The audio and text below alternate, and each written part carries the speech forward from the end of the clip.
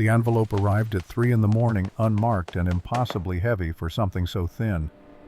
Jake Morrison stood in his darkened kitchen streetlight, slicing through the window to illuminate trembling hands that had built See this engines, column? inspected The numbers are off. manufacturing lines You're right. for Let me adjust the 23 formula. years, Great, and held that his should fix dying it. wife through her final breath. Those same hands now struggled to keep steady as he stared at what someone had slid under his apartment door while the city slept. Inside the envelope, a cashier's check for $2 million and a single typed line on expensive cardstock. For your silence about what you've discovered. Accept this, and your daughter stays safe. The numbers blurred as Jake's vision swam. 2 million.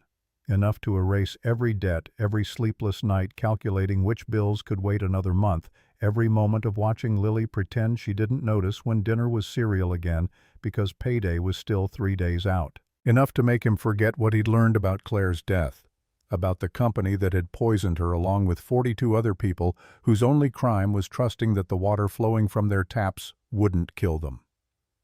Footsteps whispered down the hallway.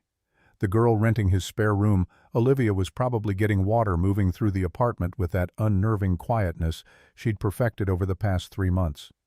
Sweet, helpful, making pancakes for his daughter every Sunday morning and somehow turning their cramped 2-bedroom into something that almost felt like a home again. And Jake now knew exactly who she was, the daughter of the man who'd murdered his wife. From Lily's room, a small voice cut through the dark. "Daddy, why aren't you sleeping?" Jake shoved the check back into the envelope, tucked it behind the coffee maker where 7-year-old eyes wouldn't find it. "Just checking on things, baby. Go back to bed." But the decision had already calcified in his chest, hardening around his heart like scar tissue. A man with nothing left to lose was the most dangerous kind of man. And Jake Morrison, 44 years old, recently laid-off widowed father barely keeping his head above water, had already lost everything that mattered. The people who sent that check would learn that soon enough. 6 weeks earlier, Jake had learned about rock bottom, the way most people learned about gravity, by falling until there was nothing beneath him but concrete, and the cold understanding that the descent was over because there was nowhere left to drop.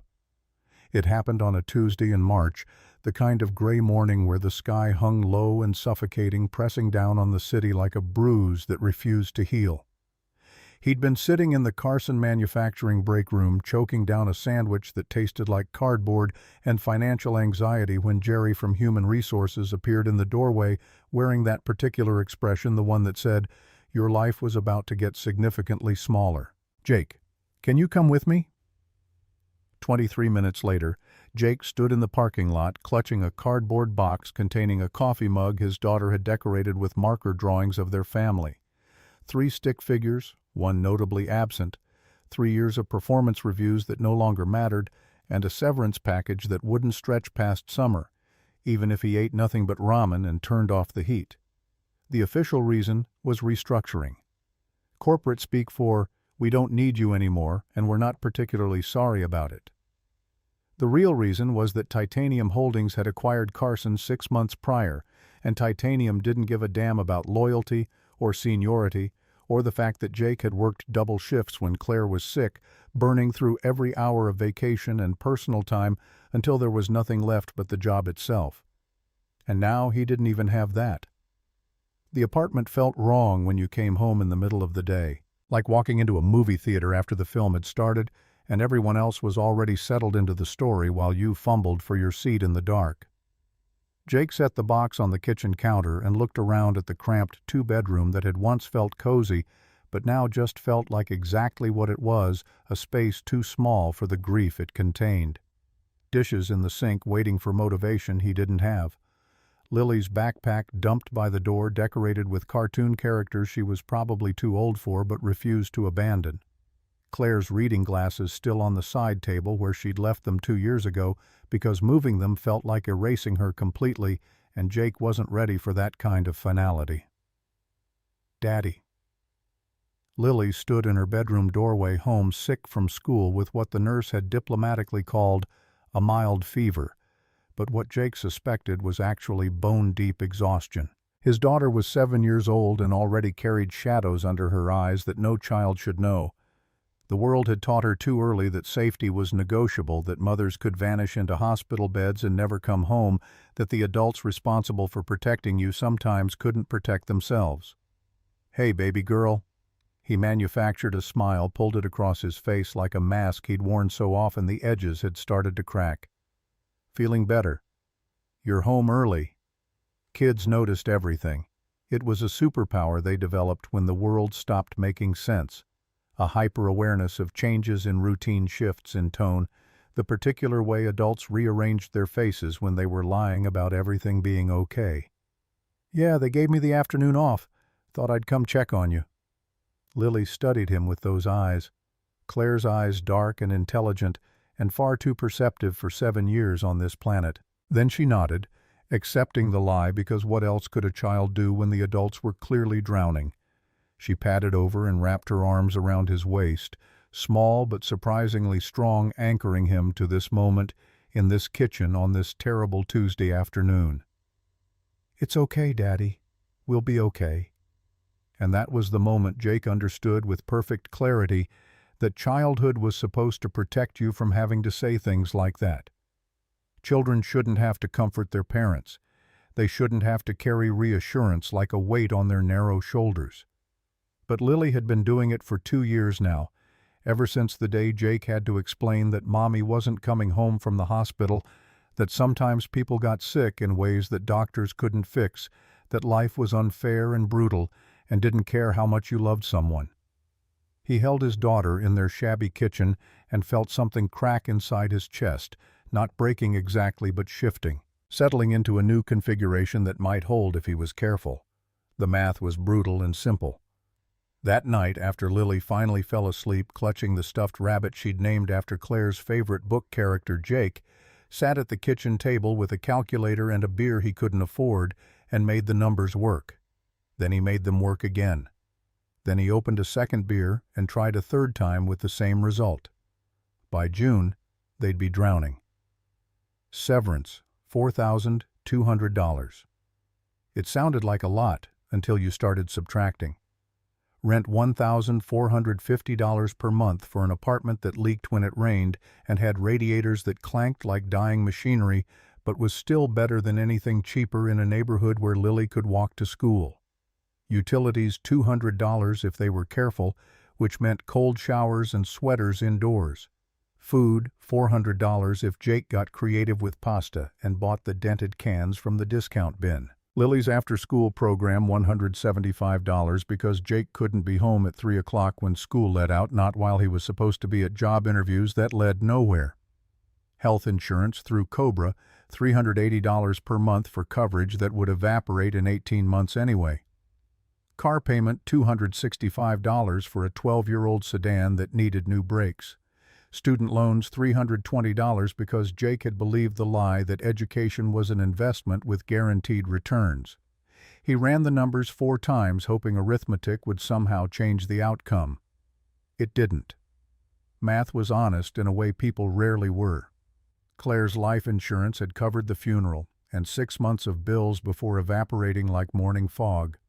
There was no family money waiting in the wings, no safety net, no wealthy uncle prepared to swoop in and save the day.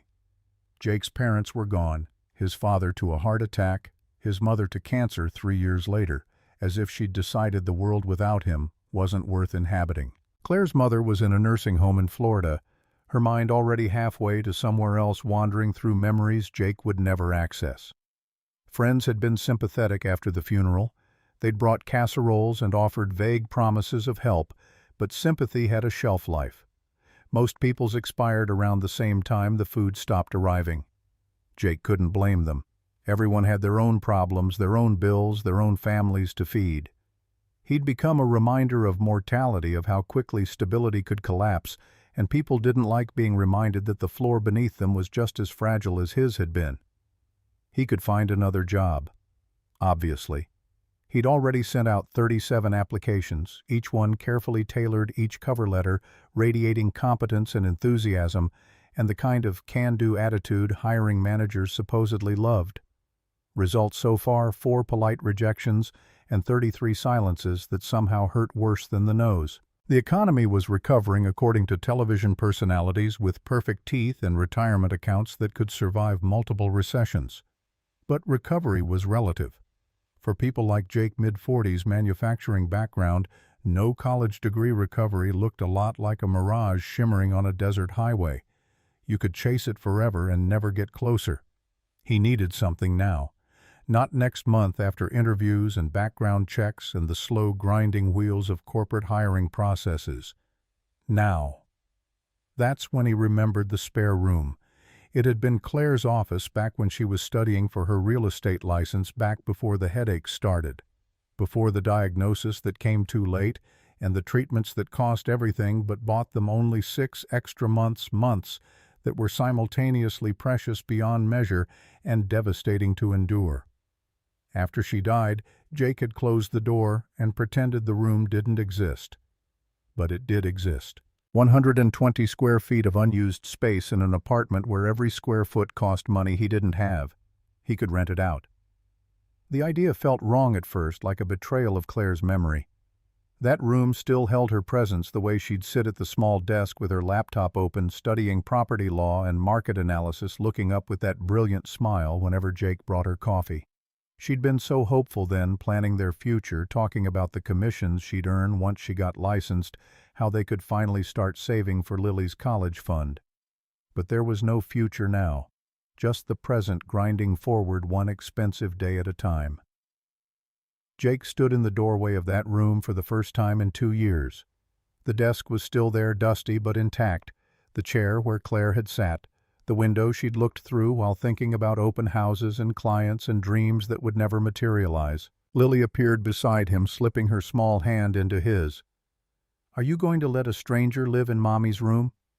The question pierced him clean through, but the numbers didn't lie, and Lily needed to eat more than he needed to preserve a shrine. "Mommy would understand, sweetheart. We need the money to keep living here." Lily nodded, solemn and accepting, in the way children learned to be when the adults were barely holding on. "Okay, but they have to be nice." "I'll make sure they're nice." That night, Jake posted the listing online.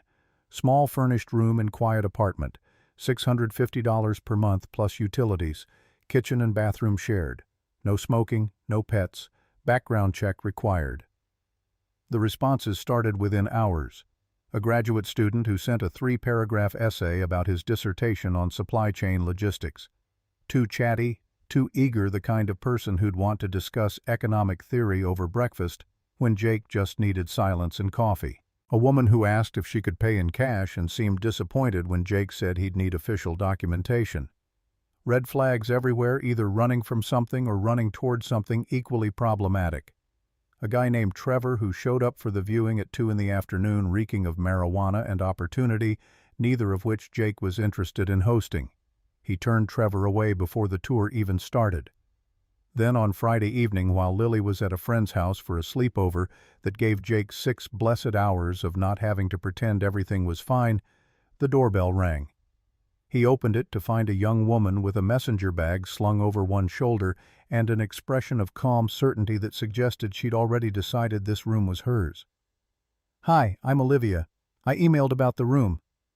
She was younger than Jake expected, early 20s, college age maybe. Dark hair pulled back in a practical ponytail, minimal makeup, wearing jeans and a sweater that managed to look both casual and expensive. The kind of sweater where the quality announced itself quietly through perfect stitching and fabric that draped instead of bunching. She had an interesting face. Not conventionally pretty in the way magazines advertised beauty, but striking, the kind of face that made you wonder what she was thinking, what calculations were running behind those sharp brown eyes. "Right. Come in." Jake was suddenly aware of the coffee stain on his shirt, the fact that he hadn't shaved in 3 days, the general air of barely controlled chaos that permeated the apartment. But Olivia stepped inside and looked around with the focused attention of someone conducting an inspection, cataloging rather than judging. Her gaze moved across the modest furniture. The stack of unpaid bills. Jake had forgotten to hide Lily's drawings taped to the refrigerator, the crack in the living room ceiling that the landlord kept promising to fix. "It's nice." She said it simply, and somehow it didn't sound like a lie.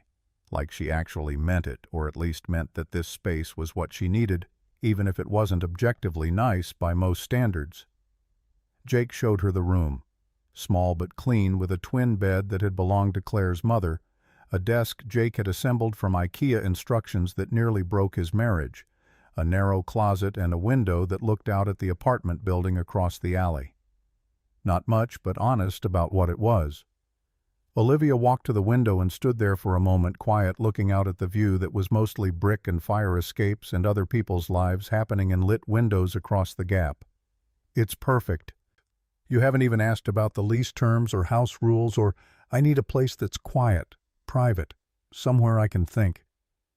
She turned from the window, and there was something in her eyes Jake couldn't quite name. Determination, maybe? Or relief? Or desperation wearing a mask of composure. "I can pay 6 months up front, cash, if that works for you." Jake blinked.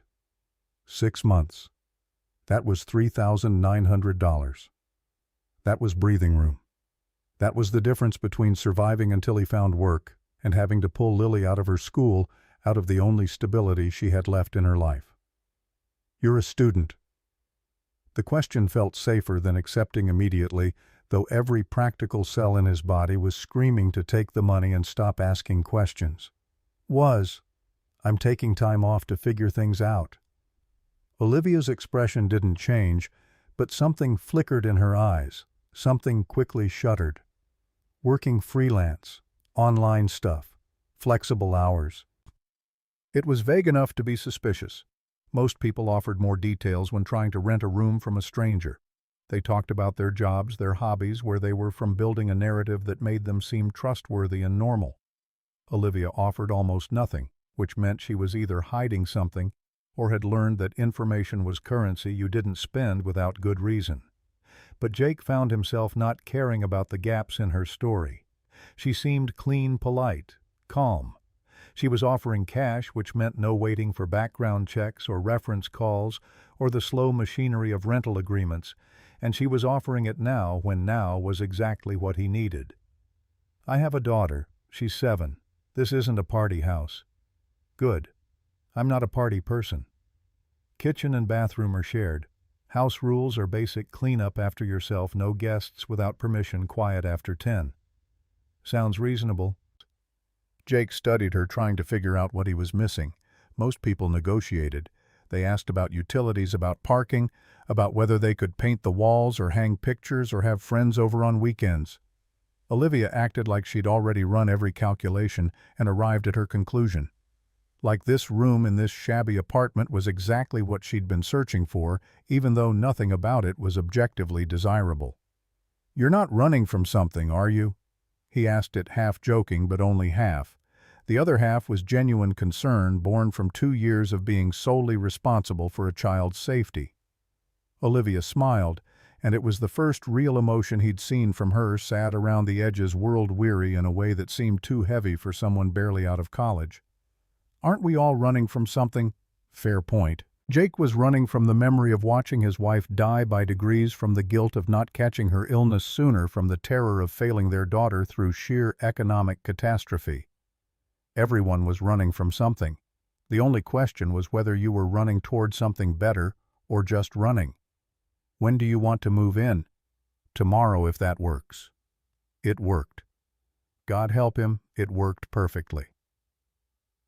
Olivia arrived Saturday morning with 3 suitcases, a laptop bag, and absolutely no furniture. Jake helped her carry everything up the stairs, and she unpacked with the efficiency of someone who'd done this before, someone who knew how to make a temporary space feel inhabited without revealing too much about who was doing the inhabiting. Everything had a place. Clothes folded and put away with military precision, laptop and charger on the desk. A small toiletry bag that disappeared into the bathroom without cluttering the limited counter space. Within an hour, the room looked lived in, but not cluttered, personal, but not revealing. Jake couldn't have articulated what was missing, but something was. There were no photographs, no mementos, nothing that suggested a history or family or friends, just the essentials for existing. Lily watched from the doorway with the wide-eyed curiosity of a child encountering something new in her carefully controlled world. "Are you going to live here?" Olivia crouched down to Lily's eye level, which Jake noticed and appreciated. Adults who talked to kids like small people instead of incomplete humans were rare. "Yeah, for a while. Is that okay with you?" Lily considered this, seriously tilting her head in the way she did when processing important information. "Do you like pancakes?" "Love them." "Good. Daddy makes pancakes on Sundays, but they're always kind of weird." "Hey," Jake protested, but he was smiling despite himself. The first real smile in days. Olivia grinned. "Maybe I can help. I make pretty good pancakes." And just like that, Lily decided Olivia was acceptable. The approval of a 7-year-old freely given after 30 seconds of conversation. If only adult relationships were that simple. That first week passed in a blur of adjustment and cautious optimism. Olivia was exactly what she'd promised: quiet, clean, respectful of boundaries. She worked on her laptop at odd hours. Jake would sometimes wake at 2 in the morning to use the bathroom and see light under her door, hear the soft clicking of keys. She paid her rent on time in cash, counting out crisp $100 bills that looked fresh from an ATM. She was friendly without being intrusive, helpful without being overbearing. And slowly, almost imperceptibly, the apartment started to change. It started with small things. Jake would come home from job interviews that went nowhere, hiring managers who smiled politely while their eyes calculated his age, his gap in employment, his lack of a degree, and find the dishes already done drying in the rack. Lily would mention casually that Olivia had helped her with math homework, and suddenly fractions made sense instead of being an incomprehensible torture. The refrigerator, which usually contained whatever Jake could afford at the discount grocery store, started accumulating actual food, fresh vegetables instead of canned real cheese instead of plastic-wrapped singles, bread from a bakery instead of the cellophane-wrapped kind that never went stale because it had never been fresh. "You don't have to do that," Jake said one evening, finding Olivia in the kitchen cooking something that actually smelled good instead of merely edible. "Do what?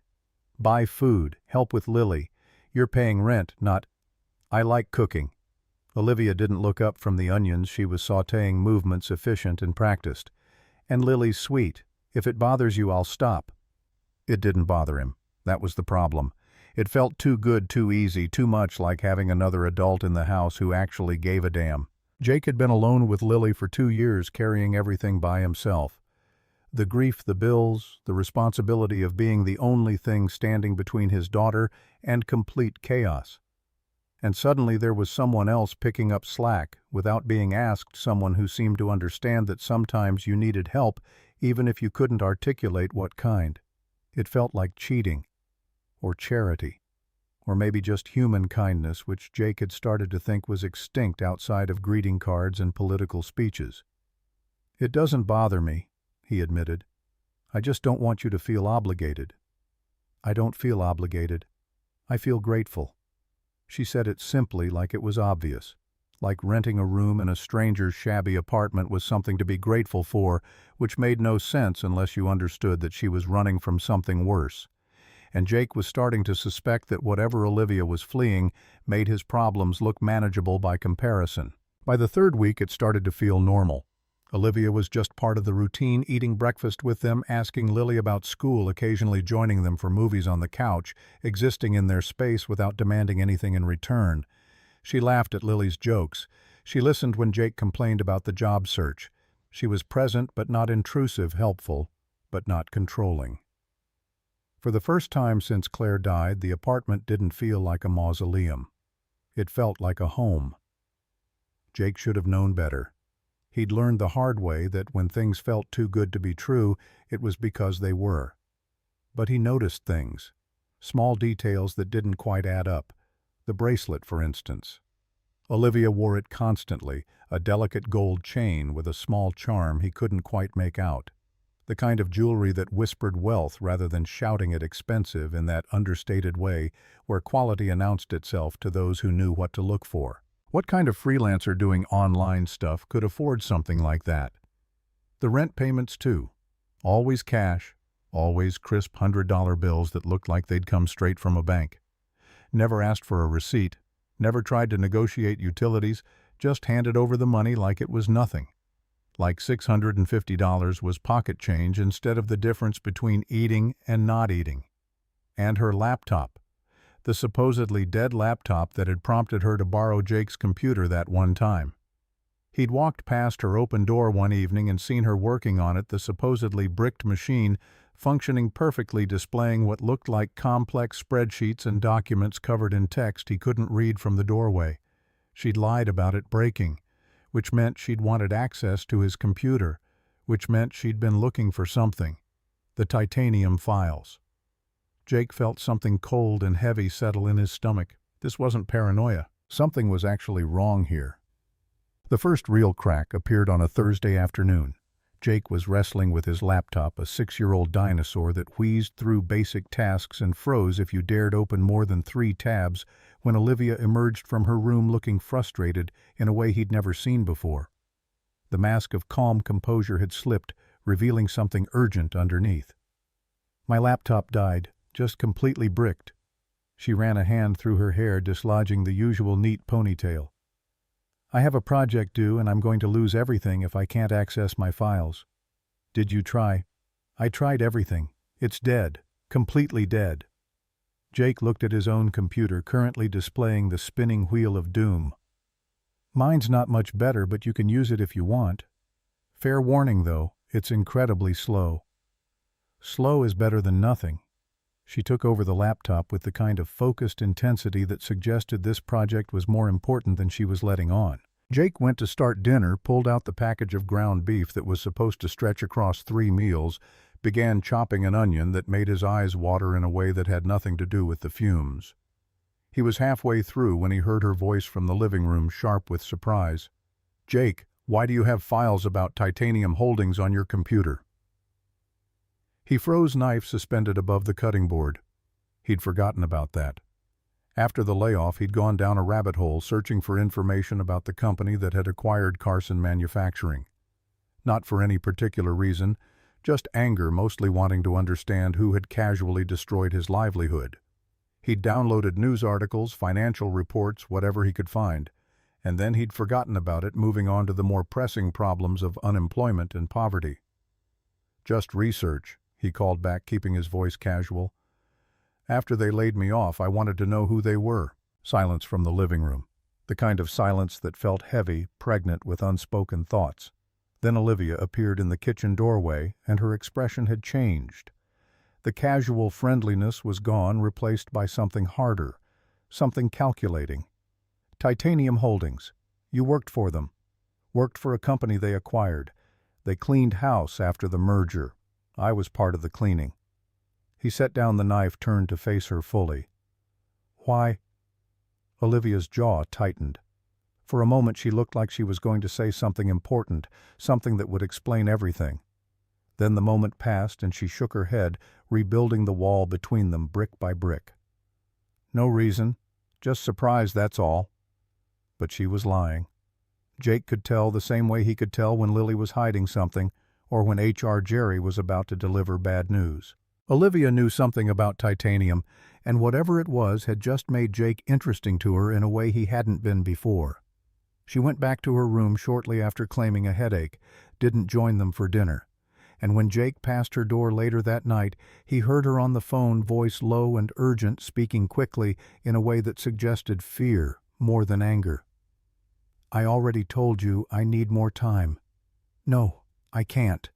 They'll find out if I—" Her voice was strained, scared, completely different from the calm composure she showed during daylight hours. Jake stood in the hallway listening, feeling unease spread through his chest like ink in water. Who was she hiding from? What was she afraid of? But he didn't ask. Everyone was entitled to their secrets. The next morning she was back to normal, cheerful, helpful, making pancakes for Lily like nothing had happened. But Jake couldn't shake the feeling that something had shifted. A curtain had been pulled back just far enough for him to glimpse something underneath, then slammed shut before he could process what he'd seen. It was Mrs. Chen from 3B who planted the first real seed of doubt. Jake ran into her in the laundry room on a Sunday afternoon. Mrs. Chen had lived in the building for 20 years and knew everyone's business with the thoroughness of a career intelligence analyst.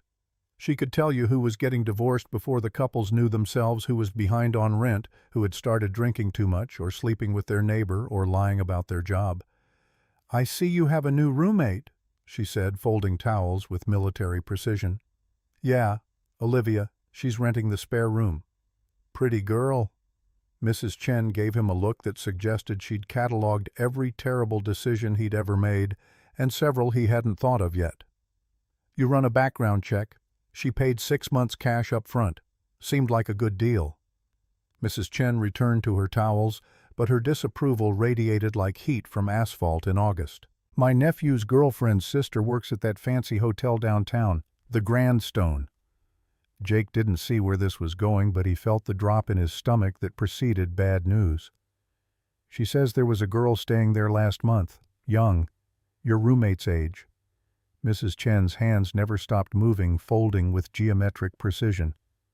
"Paying $800 a night, cash. Caused a big fuss when she checked out early. Left the room trashed. So she showed me a picture from the hotel's social media. Some charity event they hosted." Mrs. Chen was already pulling out her phone, swiping through photos with the determination of someone proving a point. "You want to guess who was in the background?" Jake didn't want to guess. He wanted Mrs. Chen to mind her own business and let him do laundry in peace. But she was already holding up her phone, showing him a grainy photo taken from across a ballroom filled with people in evening wear. There in the background near a pillar was a figure that looked unmistakably like Olivia. Same dark hair, same serious expression, wearing a dress that probably cost more than Jake's car. "Could be anyone," he said, but his voice lacked conviction. "Could be," Mrs. Chen agreed. "Or could be your cash-paying tenant has some secrets." She gathered her laundry basket, preparing to leave. "Just thought you should know. You've got that little girl to think about." She left, and Jake stood there staring at the photo until the screen went dark. He didn't confront Olivia, not yet. Instead, he started paying closer attention, cataloging the inconsistencies like evidence in a case he was building but didn't want to prosecute.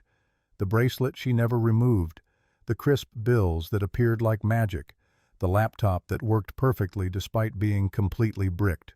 Her reaction to the titanium files, not just curious, but shocked, concerned, like she knew something he didn't.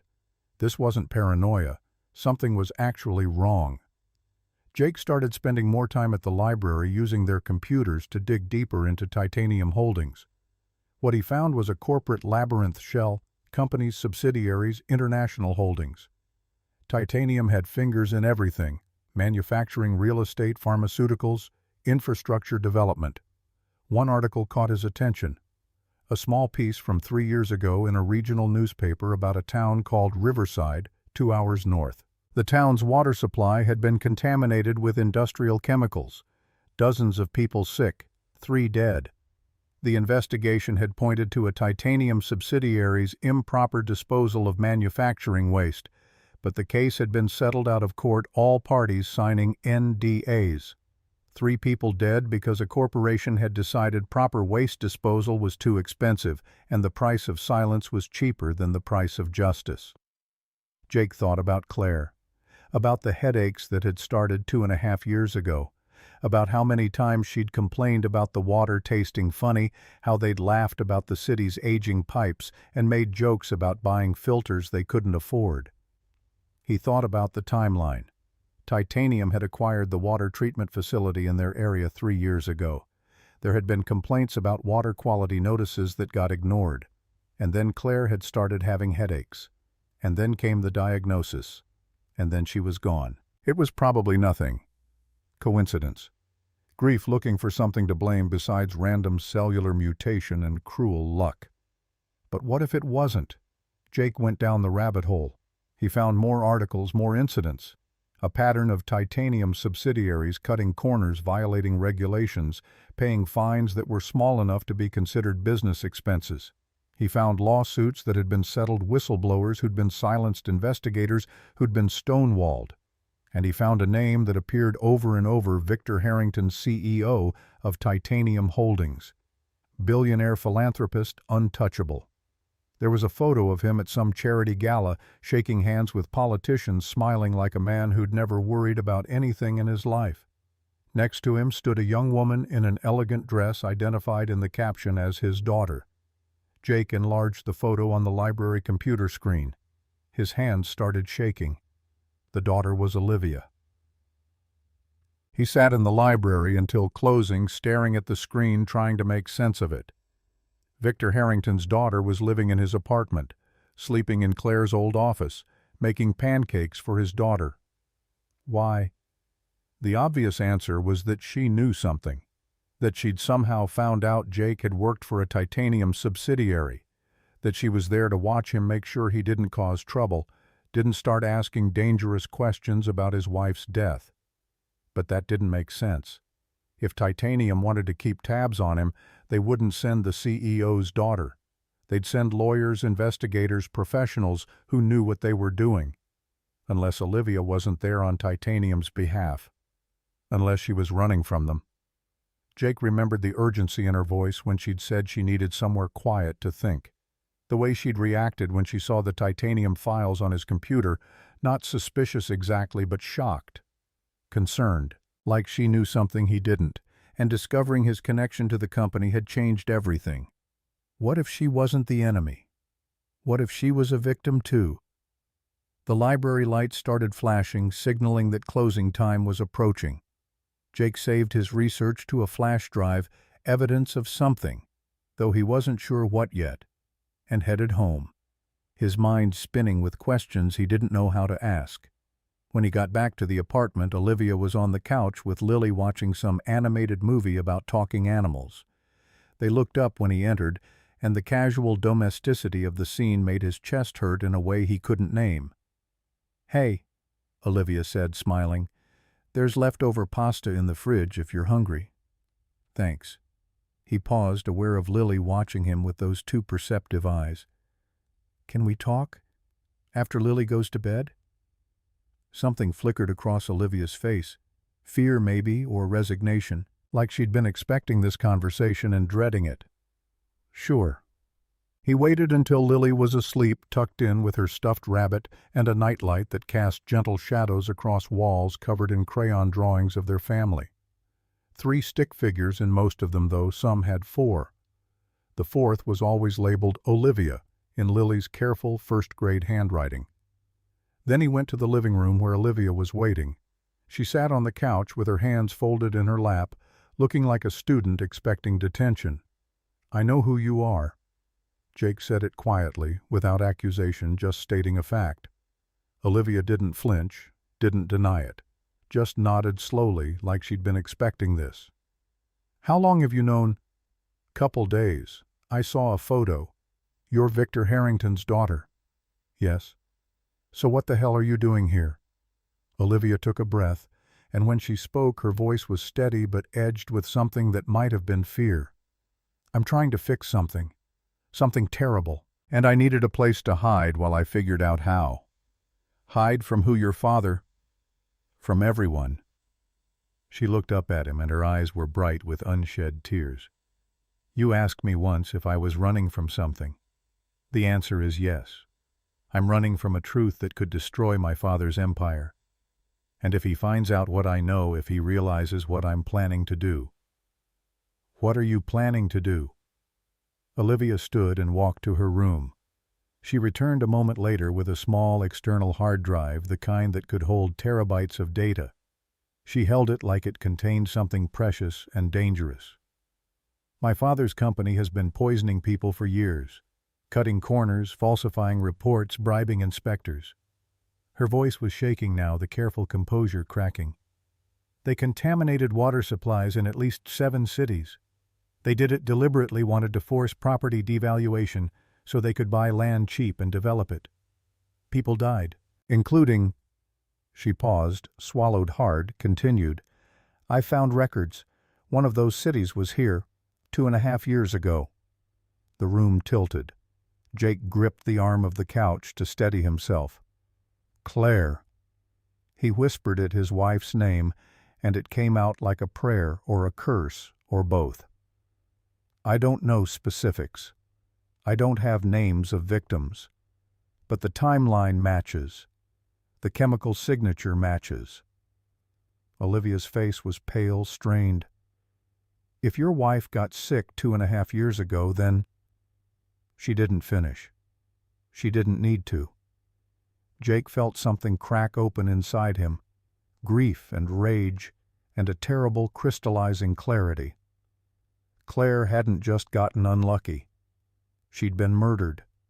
Slowly, systematically, by a corporation that had decided her life was worth less than a quarterly profit margin.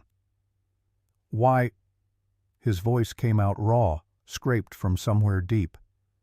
Why are you telling me this? Because I need help. Olivia said it simply, like it was obvious. I have evidence. Documents, emails, internal memos. Enough to prove everything. But I can't just release it. My father has lawyers, fixers, people who make problems disappear.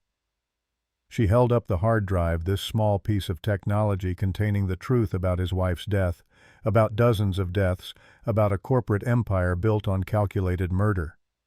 If I go public without protection, without witnesses, without a plan, I'll end up disappeared too, or discredited, or worse. So you came here. I traced the investigations, found names of people who'd worked for Titanium subsidiaries, people who might have questions. She shrugged helplessly. Your name came up, and when I saw you had a room to rent, I thought maybe I could learn something, see if you knew anything. Olivia's eyes met his, and in them Jake saw something he recognized, the look of someone who'd run out of options and was about to make a desperate choice. I didn't expect to like you. I didn't expect Lily to be so sweet. I didn't expect this to feel like, her voice caught, like home. The apartment buzzer rang harsh and insistent, shattering the moment. Jake's blood turned to ice. Who is that? Olivia was already moving, grabbing the hard drive, shoving it into her messenger bag. Corporate security. They'll say they're here to take me home. They'll be polite at first, but if I don't go with them willingly... The buzzer rang again, longer this time, more aggressive. Lily appeared in her bedroom doorway, rubbing her eyes, clutching her stuffed rabbit. Daddy, what's happening? Nothing, baby. Go back to bed. Now, Lily, please.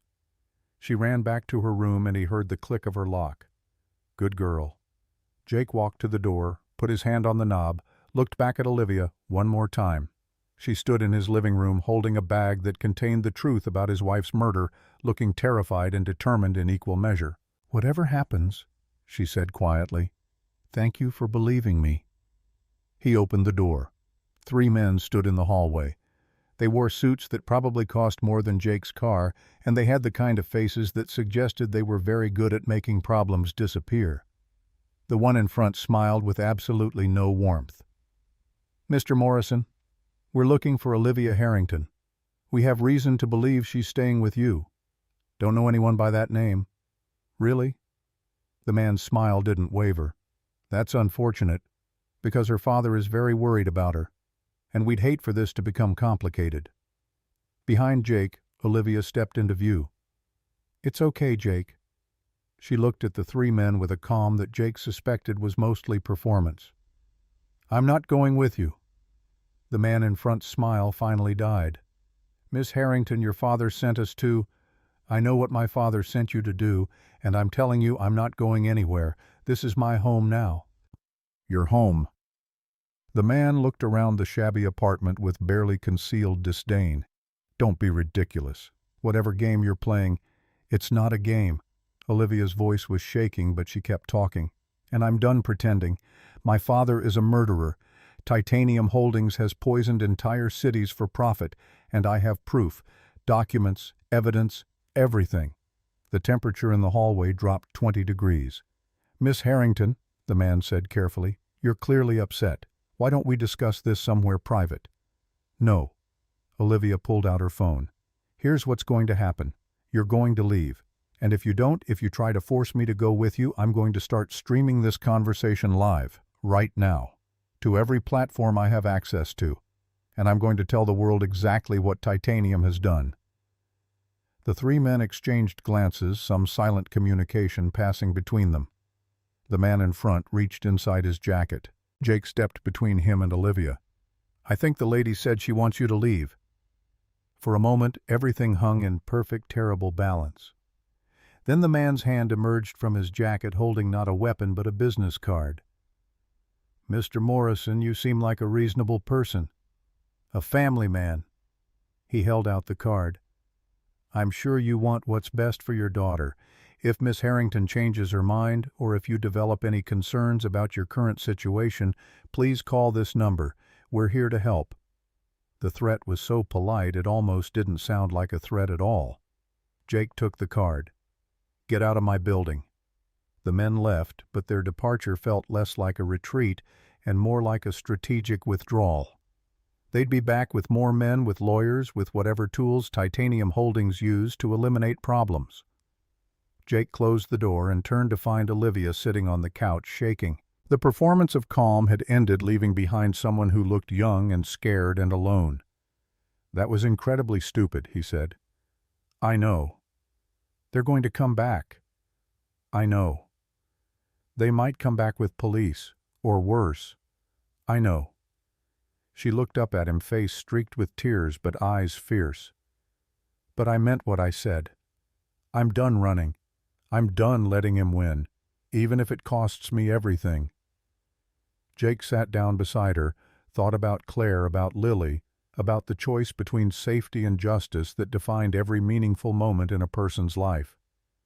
"Okay," he said finally. "Then we do this right. We get your evidence to people who can't be bought. We make it public in a way that can't be suppressed. We protect Lily, and we make damn sure your father pays for what he's done." Olivia wiped her eyes. "You're insane." "Yeah, well, seems to be going around." From down the hall came Lily's small voice. "Daddy, are the bad men gone?" Jake went to unlock her door, pulled his daughter into a hug that was probably too tight but couldn't be helped. "Yeah, baby, they're gone." "Are they coming back?" He could have lied, should have lied. But Lily had Claire's eyes, and Claire had always hated being lied to. "Maybe. But if they do, we'll be ready." Lily pulled back and looked at him with that terrible clarity children sometimes possessed. "Are we going to be okay?" Jake thought about the hard drive full of evidence, the men in expensive suits, the corporation with unlimited resources and absolutely no conscience. He thought about the choice he'd just made to stand and fight instead of hiding. "I don't know, baby, but we're going to try our best." It would have to be enough, because the truth, the real truth that Jake was only beginning to understand, was that sometimes the only choice left was between quiet surrender and loud defiance, and he was done being quiet. The night after the men in suits left, Jake didn't sleep.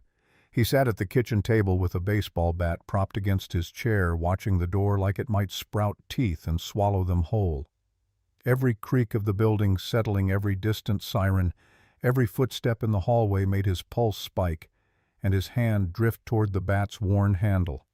Olivia had locked herself in her room with the hard drive, and Lily had eventually fallen asleep curled against him on the couch, one small hand gripping his shirt like an anchor. Around 3 a.m, Olivia emerged looking like she'd aged a decade. Her eyes were red-rimmed, her hands shook as she poured water from the kitchen tap, then stared at the liquid like it might contain evidence of her father's crimes. "Can't drink it, can you?" She shook her head and dumped the water down the sink. "I keep thinking about all the people who didn't know, who trusted that the water was safe, because why wouldn't it be? That's how civilization works, right? We trust the systems. We trust that someone's checking, making sure we're not being poisoned. And instead, someone was calculating exactly how much poison they could get away with. Cost-benefit analysis." Olivia's voice was bitter as burnt coffee. "That's what the internal memos call it. Acceptable risk. Like people's lives are just numbers in a spreadsheet." Jake thought about Claire filling Lily's sippy cup from that same tap, neither of them knowing they were drinking poison. The rage that had been simmering since he'd seen Olivia's photo next to her father crystallized into something cold and purposeful. "Show me. Show me everything you have." They spent the next 3 hours going through the files. It was all there, meticulously documented in the kind of corporate language designed to obscure truth behind bureaucracy. Memos about waste management optimization that actually meant dumping chemicals illegally. Reports showing contamination levels marked as within acceptable parameters when they were 10 times the legal limit. Emails between executives discussing settlements with families of the dead, calculating the cost of hush money versus the cost of proper disposal. And running through all of it like a golden thread was Victor Harrington's electronic signature approving budgets, authorizing payouts, signing off on decisions that had killed people as casually as someone might approve a vacation request. "How did you get all this?" "My father's old-fashioned about certain things. Keeps backups of everything on a private server at the house." Olivia's fingers traced the edge of her laptop. "I've had administrative access since I was 16. He wanted me to learn the business, understand how empires are built." She laughed without humor. "Took me 6 months to copy everything without triggering security alerts. Then I ran." "Where have you been staying?" "Hotels at first. Paid cash, used fake names. But they were looking for me. My father hired a whole team. Corporate security, private investigators, probably some people who don't have business cards."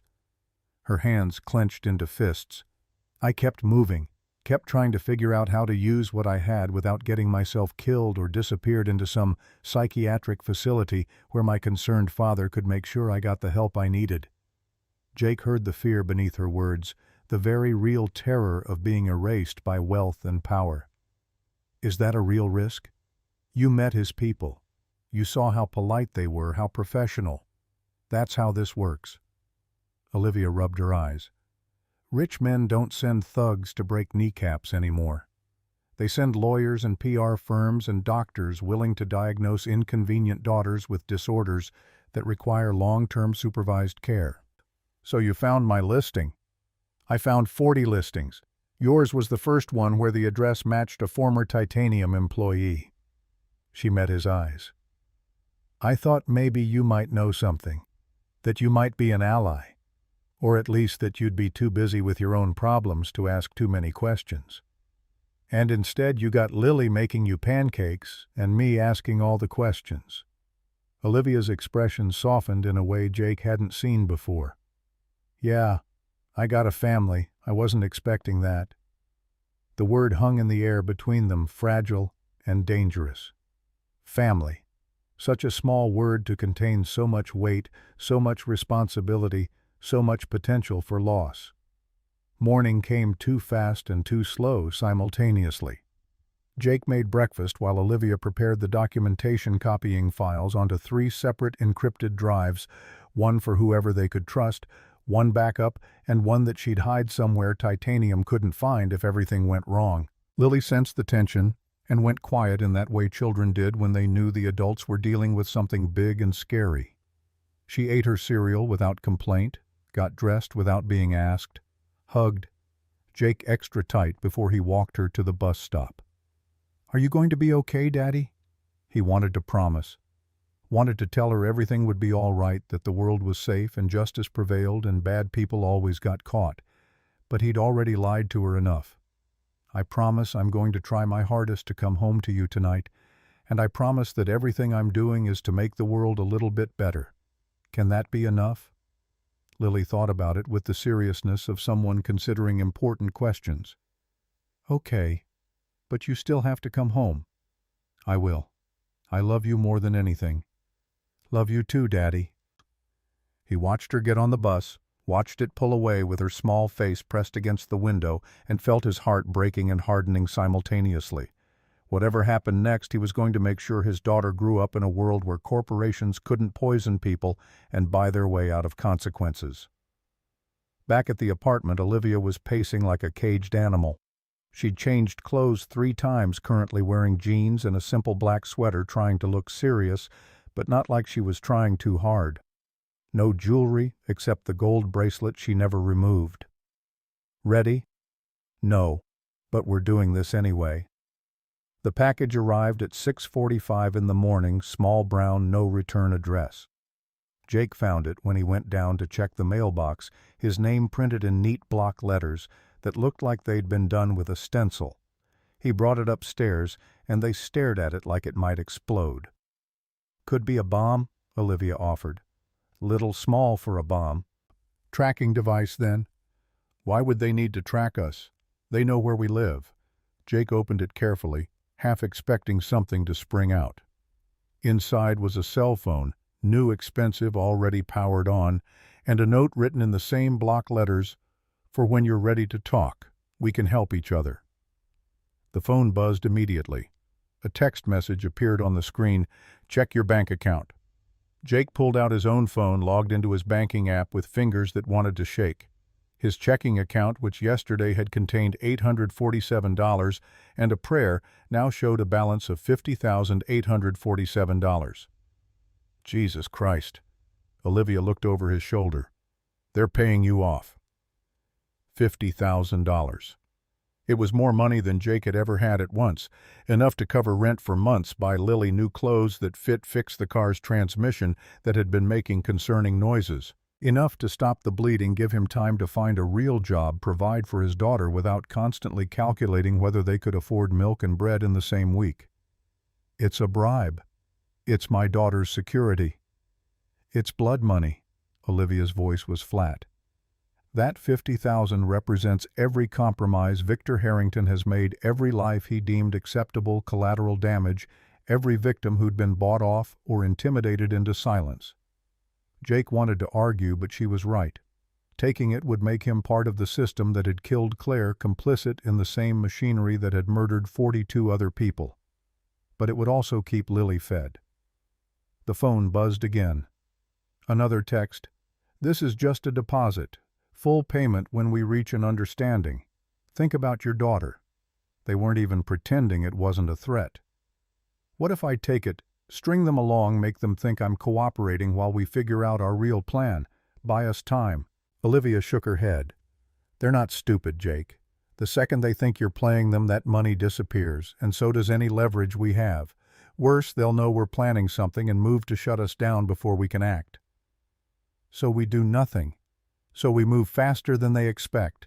We act now today before they can buy us off or shut us down. The apartment door shook with the force of someone pounding on it. Not knocking, pounding, like they had every right to demand entry. "Open up! Police!" Jake and Olivia locked eyes. The choice had just been made for them. Jake moved to the door, looked through the peephole. 2 uniformed officers stood in the hallway, looking official and impatient. Behind them, barely visible, was one of the men in suits from last night. "What do you want?" "We have a report of a missing person, sir. We need to speak with you and verify the well-being of Olivia Harrington." "She's fine. She's an adult living here of her own free will." "We still need to verify that, sir. Please open the door." Jake looked back at Olivia. She was already typing furiously on her laptop, face pale but determined. "What are you doing?" "Uploading everything, every file. If they're here to take me, if they're going to lock me up or make me disappear, then I'm burning it all down right now." "Olivia." "I'm not letting him win, Jake. Not after everything. Not after your wife. Not after all those people." Her finger hovered over the enter key. "I'm not letting him win." The pounding intensified. "Sir, we can do this the easy way or the hard way. We have a warrant for entry based on a welfare check. Open the door or we're coming in." Lily's door opened. She stood in her doorway in pajamas. She must have snuck back in somehow, clutching her stuffed rabbit, tears streaming down her face. "Daddy, I'm scared." Everything stopped. The pounding, Olivia's typing, Jake's racing thoughts, all of it compressed into a single moment of crystalline clarity. He looked at his daughter, terrified and small. He looked at Olivia, ready to sacrifice everything for justice. He looked at the door behind which stood the full weight of a system designed to protect power and punish truth. And he made a choice. Don't upload it, not yet. Not like this. Jake, not with Lily here. not without a plan. He walked over, gently closed the laptop. We're smarter than this. He carried Lily back to her room, tucked her into bed with her rabbit, kissed her forehead with lips that felt numb. I need you to stay here no matter what happens. Can you do that for me? Are they going to take you away? No, honey. Nobody's taking anybody away, but I need you to be brave for a few more minutes. She nodded against his chest, and he held her until the trembling stopped, then closed her door and returned to face whatever was waiting. He unlocked the deadbolt, pulled the door open. The officers stepped inside immediately, hands hovering near their weapons, eyes scanning the apartment like they expected to find a hostage situation. Olivia Harrington. That's me. Your father filed a missing person report. He's concerned for your welfare. I'm 22 years old and I'm here by choice. You can tell my father I'm fine and I'll contact him when I'm ready. The officer consulted a notepad, speaking with the careful neutrality of someone reading from a script. Ma'am, your father has expressed concern about your mental state. He believes you may be in crisis and need professional help. There it was, exactly what Olivia had predicted. The concerned father narrative, the suggestion of mental instability, the framework for making her disappear into the medical legal system where inconvenient truths could be medicated away. I'm not in crisis. I'm clear-headed, rational, and making my own decisions. I don't need help, and I'm not going anywhere. The officer looked uncomfortable, clearly wishing he was anywhere else. Behind him, the man in the suit stepped into view, expression sympathetic in the way a shark might look sympathetic before it bites. Olivia, your father just wants to talk. He's worried about you. We can arrange a meeting in a neutral location, just the two of you. No pressure, no judgment. I'm not interested. He's your father. He loves you. He's a murderer, and I have proof. The temperature dropped. The officers exchanged glances, clearly not briefed on this particular wrinkle. The man in the suit's sympathetic expression evaporated like morning dew. That's a very serious accusation. It's a very serious crime. I have about 70 gigabytes of evidence showing that Titanium Holdings deliberately contaminated municipal water supplies in 7 American cities, resulting in 43 documented deaths. For a moment, nobody moved. Then the man in the suit smiled, and it was the most terrifying thing Jake had ever seen. Not angry, not threatening, just professionally amused by people who didn't understand how power actually worked. Officers, I think this confirms Mr. Harrington's concerns about his daughter's mental state. She's clearly experiencing some kind of delusional episode, for her own safety. I'm not delusional, and if you try to take me against my will, I'll start screaming every detail I know about Titanium Holdings' criminal activity right here, right now, in front of witnesses. Olivia's voice was shaking, but getting louder, carrying into the hallway where other apartment doors were starting to crack open.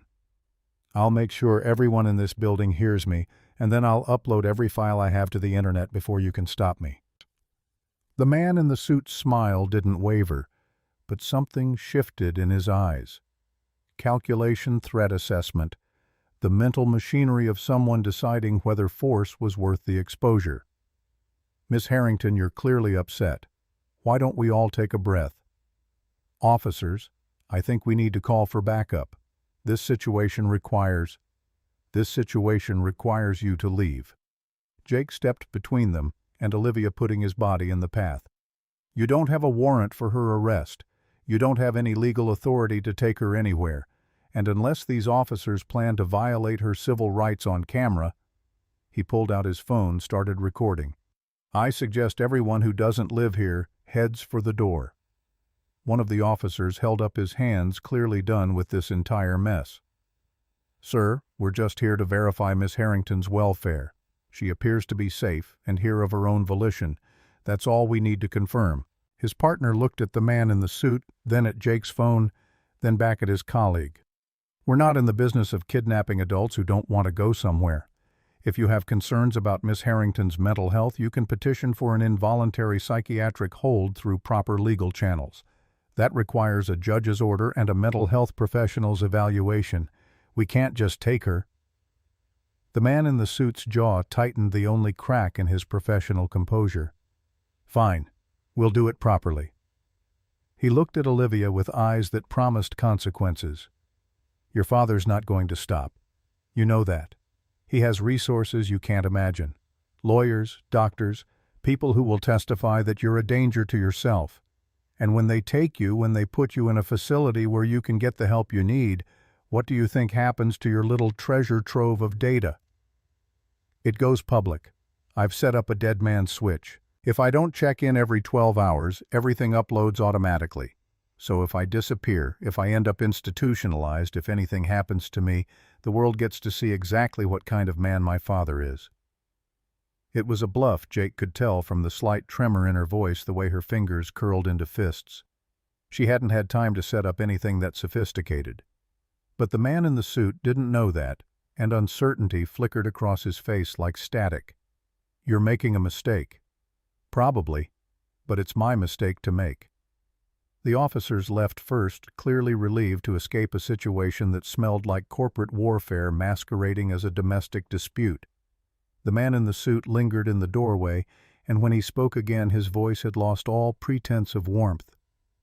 Mr. Morrison, you seem like a smart man, smart enough to understand that this isn't your fight. You have a daughter to think about, a life to rebuild. Titanium Holdings could help with that. We could help with that. All we're asking is that you encourage Miss Harrington to have a conversation with her father. Just talk. That's all. And if I don't, then you become part of the problem, and problems get solved. Titanium is very good at solving problems. Is that a threat? It's a reality. Your choice whether you want to accept it or fight it. He straightened his suit jacket with the careful precision of someone reasserting control. The offer stands for 24 hours. After that, things get complicated. He left, and Jake locked the door behind him, threw the deadbolt, stood there breathing hard like he'd just run a marathon. That was stupid, Olivia whispered. She was shaking, all the adrenaline draining out at once. That was so incredibly stupid. Now they know we're serious and they're going to come at us with everything. Yeah, and we don't actually have a dead man switch set up. We don't have a plan. We don't have protection. We don't have anything except evidence that could get us both killed.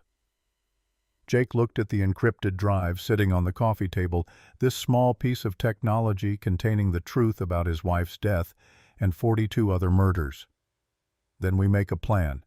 We find people who can't be bought, and we move fast before Titanium can move faster. Olivia pulled up a folder on her laptop that Jake hadn't seen before, dozens of files labeled with names and locations. I've been researching for months, looking for people who might actually care, who have the platform and the courage to do something with what I have. She clicked on a specific file. Inside was information on a journalist named Rachel Stone, mid-40s, based in New York, with a reputation for investigative work that had brought down 2 senators and a pharmaceutical CEO. Her articles had won awards. More importantly, she'd turned down a cushy job at a major network to stay independent, which suggested principles that couldn't be bought with a paycheck. You think she'll help? I think she'll listen. And if we give her the story with enough supporting evidence, she might actually run it. She has the credibility and the platform to make this news that can't be ignored. They spent the next hour crafting an email. Every word mattered, too much detail, and Titanium's lawyers would claim trade secrets or national security too little, and Stone might dismiss them as cranks.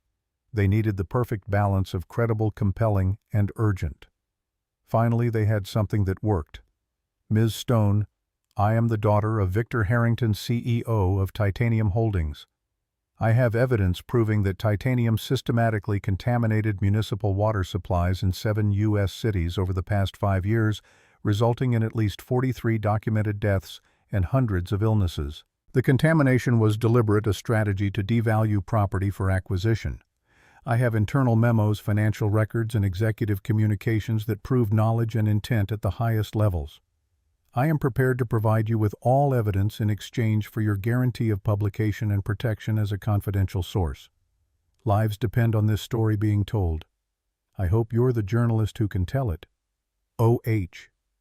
Olivia's finger hovered over the send button. Last chance to back out. Send it. The email vanished into the digital void, and for a moment they both stared at the screen like it might somehow reveal the future. Now what? Now we wait, and we hope Rachel Stone checks her email before Titanium figures out what we've done. But waiting was its own special torture. Every notification on their phones made them jump. Every sound in the hallway sent Jake's hand toward the baseball bat. They took turns sleeping in 2-hour shifts, one person always awake and watching the door. Rachel Stone responded 47 minutes later. The reply was brief, clinical, the words of someone who'd learned not to show excitement until she'd verified the facts. Interesting claims. Need proof before we proceed. Can you provide sample documentation? Redact sensitive personal information but include enough detail to verify authenticity. R.S. Olivia's hands shook as she prepared the response package.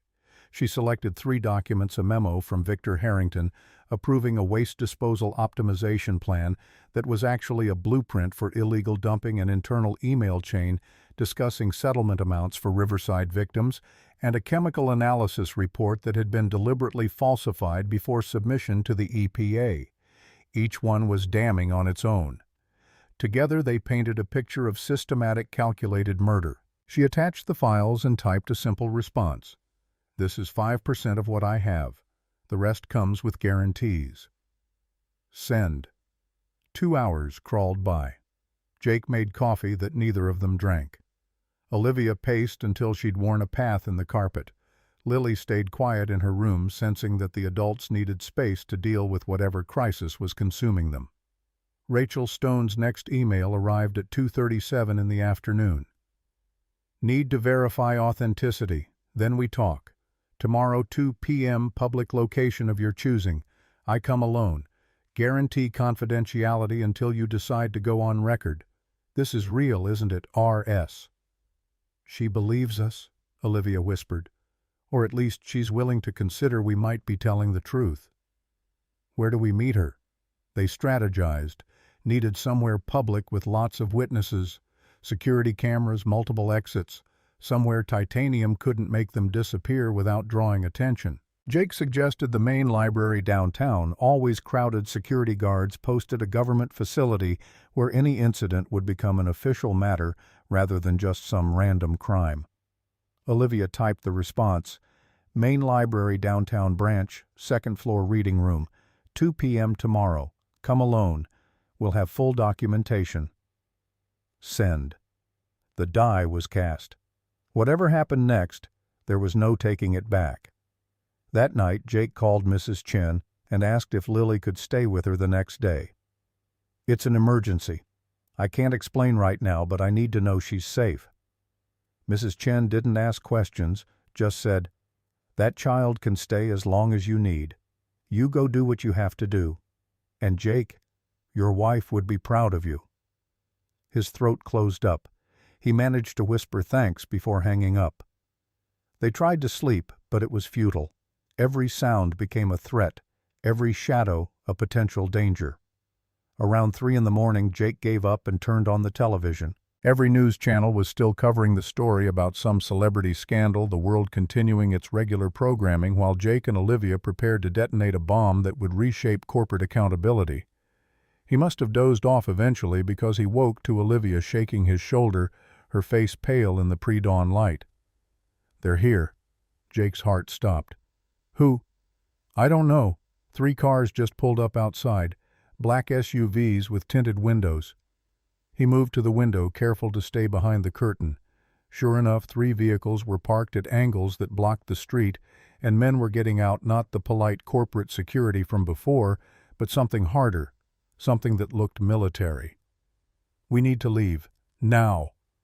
They grabbed the encrypted drives, shoved them into Olivia's messenger bag along with her laptop. Jake went to get Lily, but she was already awake, standing in her doorway with her backpack packed. I heard them coming, she said simply. Are we running? Yeah, baby, we're running. The fire escape led down to the alley behind the building. They made it 3 floors before they heard the apartment door being kicked in above them, the sound of wood splintering, men shouting, boots on hardwood. They hit the alley running, Jake carrying Lily because 7-year-old legs weren't fast enough. Olivia kept pace beside him, the messenger bag bouncing against her hip with every stride. Behind them came the sound of men on the fire escape descending fast. They burst onto the main street, and Jake made a split-second decision, ran toward the subway entrance 2 blocks away, the one place vehicles couldn't follow. His lungs burned, his legs screamed, but he kept running because stopping meant losing everything. They made it to the turnstile with 30 seconds to spare, jumped it without paying, and threw themselves onto a train just as the doors were closing. Through the window, Jake saw the men emerge onto the platform, saw them pull out phones and start making calls, saw the train pull away into the tunnel and take them into temporary safety. Olivia was crying great gasping sobs that shook her whole body. Lily was silent, pressed against Jake's chest, too scared even for tears. Where do we go? Jake thought fast. They couldn't go home. Couldn't go to friends because that would just put more people in danger. Needed somewhere public, somewhere with witnesses, somewhere they could wait until the meeting with Rachel Stone. The library. We go to the library now. We don't leave until Rachel gets there. We stay in public view the whole time. They rode the subway to the end of the line, changed trains twice to lose anyone who might be following, and emerged in downtown as the city was waking up. The library didn't open until 9, so they waited at a diner across the street, sitting in a booth where they could watch both entrances. Jake ordered pancakes for Lily that she didn't eat. Olivia drank coffee that was more for having something to hold than for the caffeine. The waitress kept refilling their cups and not asking questions, bless her.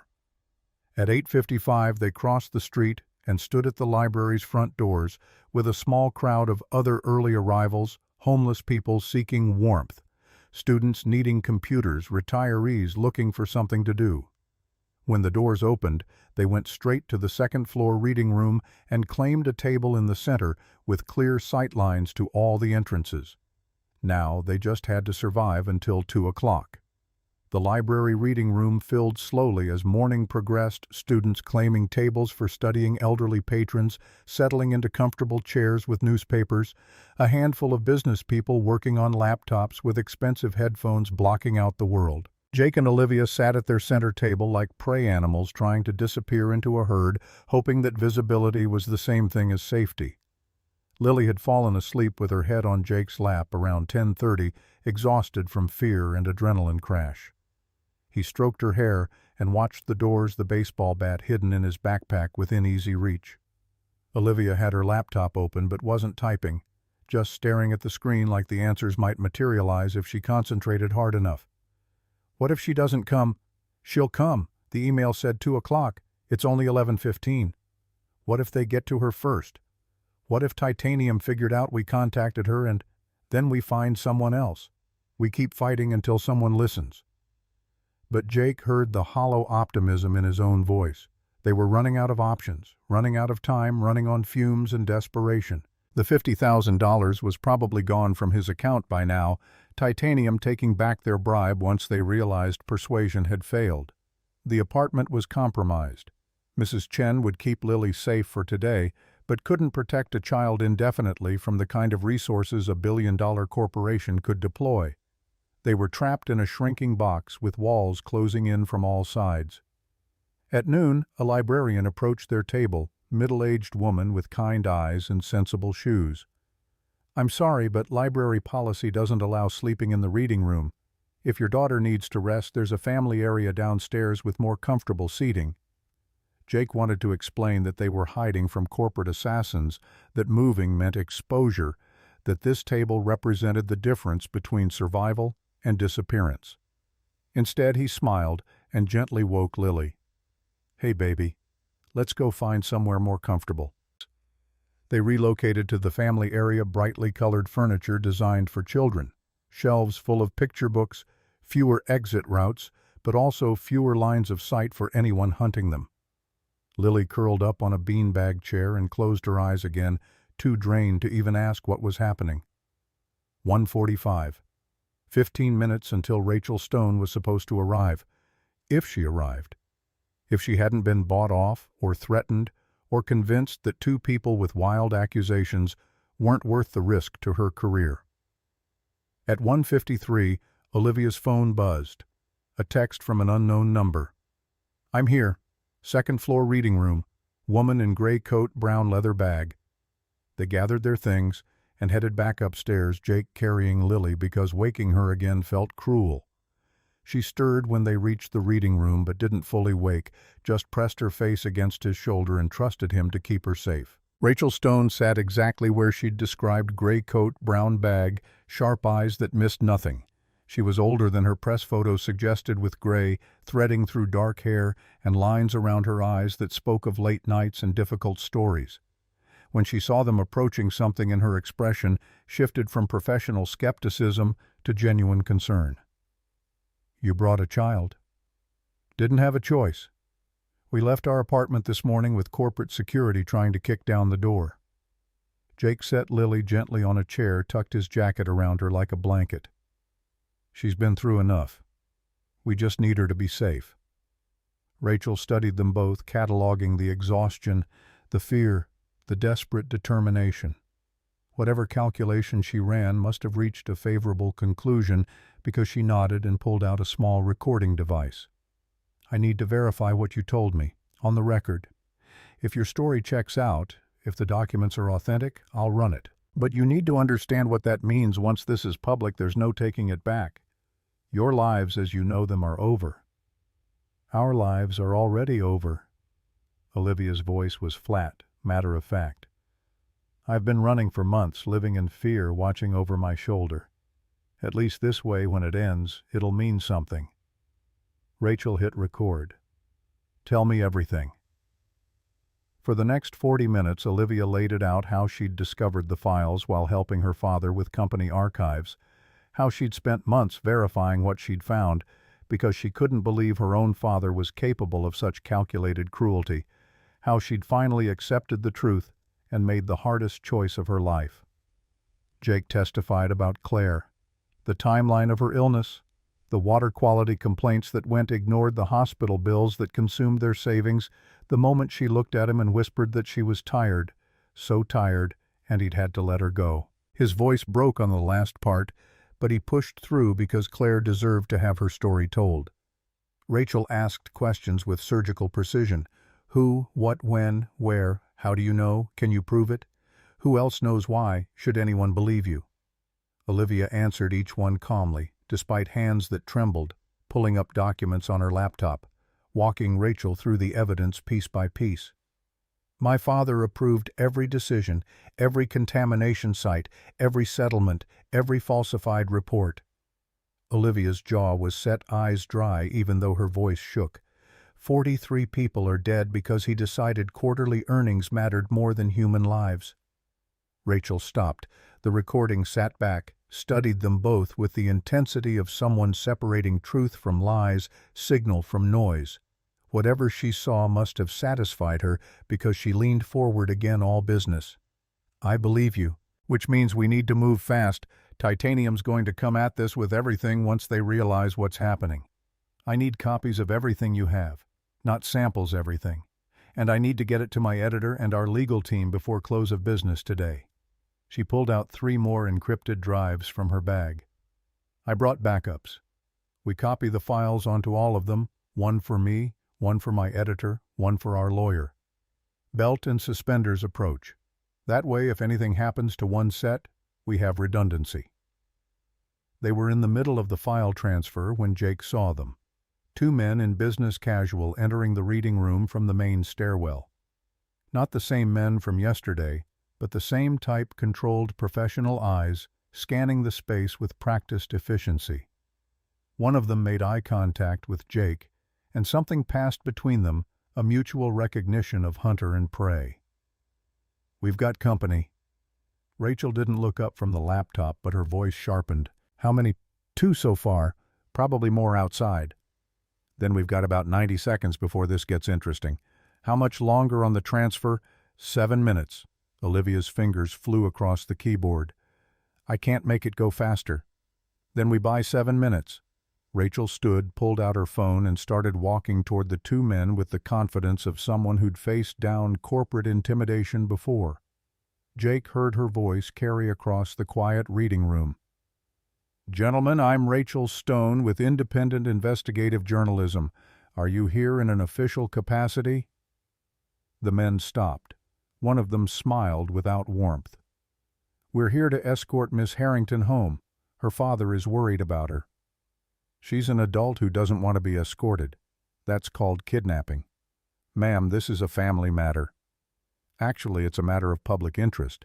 Your employer has been poisoning municipal water supplies for profit. That concerns every citizen who drinks tap water. The words hung in the air like a grenade with the pin pulled. Around the reading room, people started looking up from their books and laptops, sensing drama unfolding. Someone pulled out their phone and started recording. The man's smile evaporated. That's a serious accusation. I hope you have evidence. Hours of it, on the record, with documentation, and if anything happens to me or my sources, it all goes public immediately. She was bluffing. The files weren't fully copied yet, weren't in her editor's hands, but the men didn't know that. Jake saw uncertainty flicker across their faces, saw them pull out phones and start making calls, seeking instructions from whoever was coordinating this operation. 5 minutes left on the transfer. The librarian from earlier appeared flanked by 2 security guards. Gentlemen, unless you're here to use library resources, I'm going to have to ask you to leave. You're disturbing our patrons. We're here on private business. You're here making a scene. Either conduct yourselves appropriately or leave the premises. One of the security guards, a woman in her 50s, who looked like she'd dealt with far worse than corporate thugs, put her hand on her radio. Should I call the police? The titanium men exchanged glances, then started backing toward the exit. But it felt less like retreat and more like regrouping, going back to whoever sent them to report that the situation required a different approach. 3 minutes. Rachel returned to the table, her professional composure intact, but Jake could see adrenaline in the way her hands moved. That bought us some time, but not much. Soon as those files finish transferring, you 2 need to disappear. Go somewhere public, somewhere with cameras and witnesses. Where do we go after that? I'll have my lawyer contact you. His name is David Chen, specializes in whistleblower protection. He'll know how to keep you safe while we verify everything and prepare for publication. 1 minute. The progress bar crawled across the screen with agonizing slowness. 90%, 95, 98. The reading room doors burst open and Victor Harrington walked in. He looked exactly like his photos, silver hair, strong jaw, the kind of face that inspired confidence and won elections. He wore a suit that probably cost more than Jake earned in 6 months, moved with the assured confidence of someone who'd never been told no by anyone who mattered. His eyes swept the room, found his daughter, and locked on. Olivia. Just her name, but it carried weight, disappointment, and command, and paternal concern, all wrapped into 2 syllables. Olivia's face went white. You shouldn't be here. Neither should you. Come home. We'll talk about this privately as a family. We're not a family. Families don't murder people for profit. The file transfer completed. Rachel grabbed all 3 drives, shoved them into her bag, with movements that suggested she'd practiced quick exits before. She pulled out a business card, pressed it into Jake's hand. David Chen's number. Call him today. Don't go back to your apartment. Don't go anywhere Titanium knows about. She was already moving toward a different exit, walking fast but not running, attracting minimal attention. Smart woman, she knew when to extract with the prize. Victor watched her go, then turned back to his daughter. You've made some very serious accusations. In public. To a journalist. His voice was calm, almost gentle, which somehow made it more terrifying. Do you understand what you've done? I've told the truth. About what you are. About what you've been doing to people. You've destroyed your future. My lawyers will bury that journalist in litigation. The documents you stole are proprietary corporate espionage. By this time tomorrow you'll be facing federal charges. Let them charge me. At least 43 families will finally know why their loved ones died. Victor's mask slipped for just a second, revealing something cold underneath. Those families were compensated, generously. They signed NDAs and moved on with their lives. You bought their silence. That's not the same as justice. Justice. Victor laughed, and it was the sound of someone who found the concept quaint. Justice is what people with power decide it is, and I have more power than you can imagine, Olivia. Lawyers, politicians, judges who appreciate campaign contributions. By the time I'm done, you'll be the villain, the troubled daughter who stole from her father, who made up wild stories for attention. Jake stood, positioning himself between Victor and Olivia. She's not alone. I'm testifying, too. About my wife. About how your company poisoned her. Victor's eyes flicked to Jake, assessing and dismissing in the same glance. Mr. Morrison, the unemployed factory worker, the grieving widower.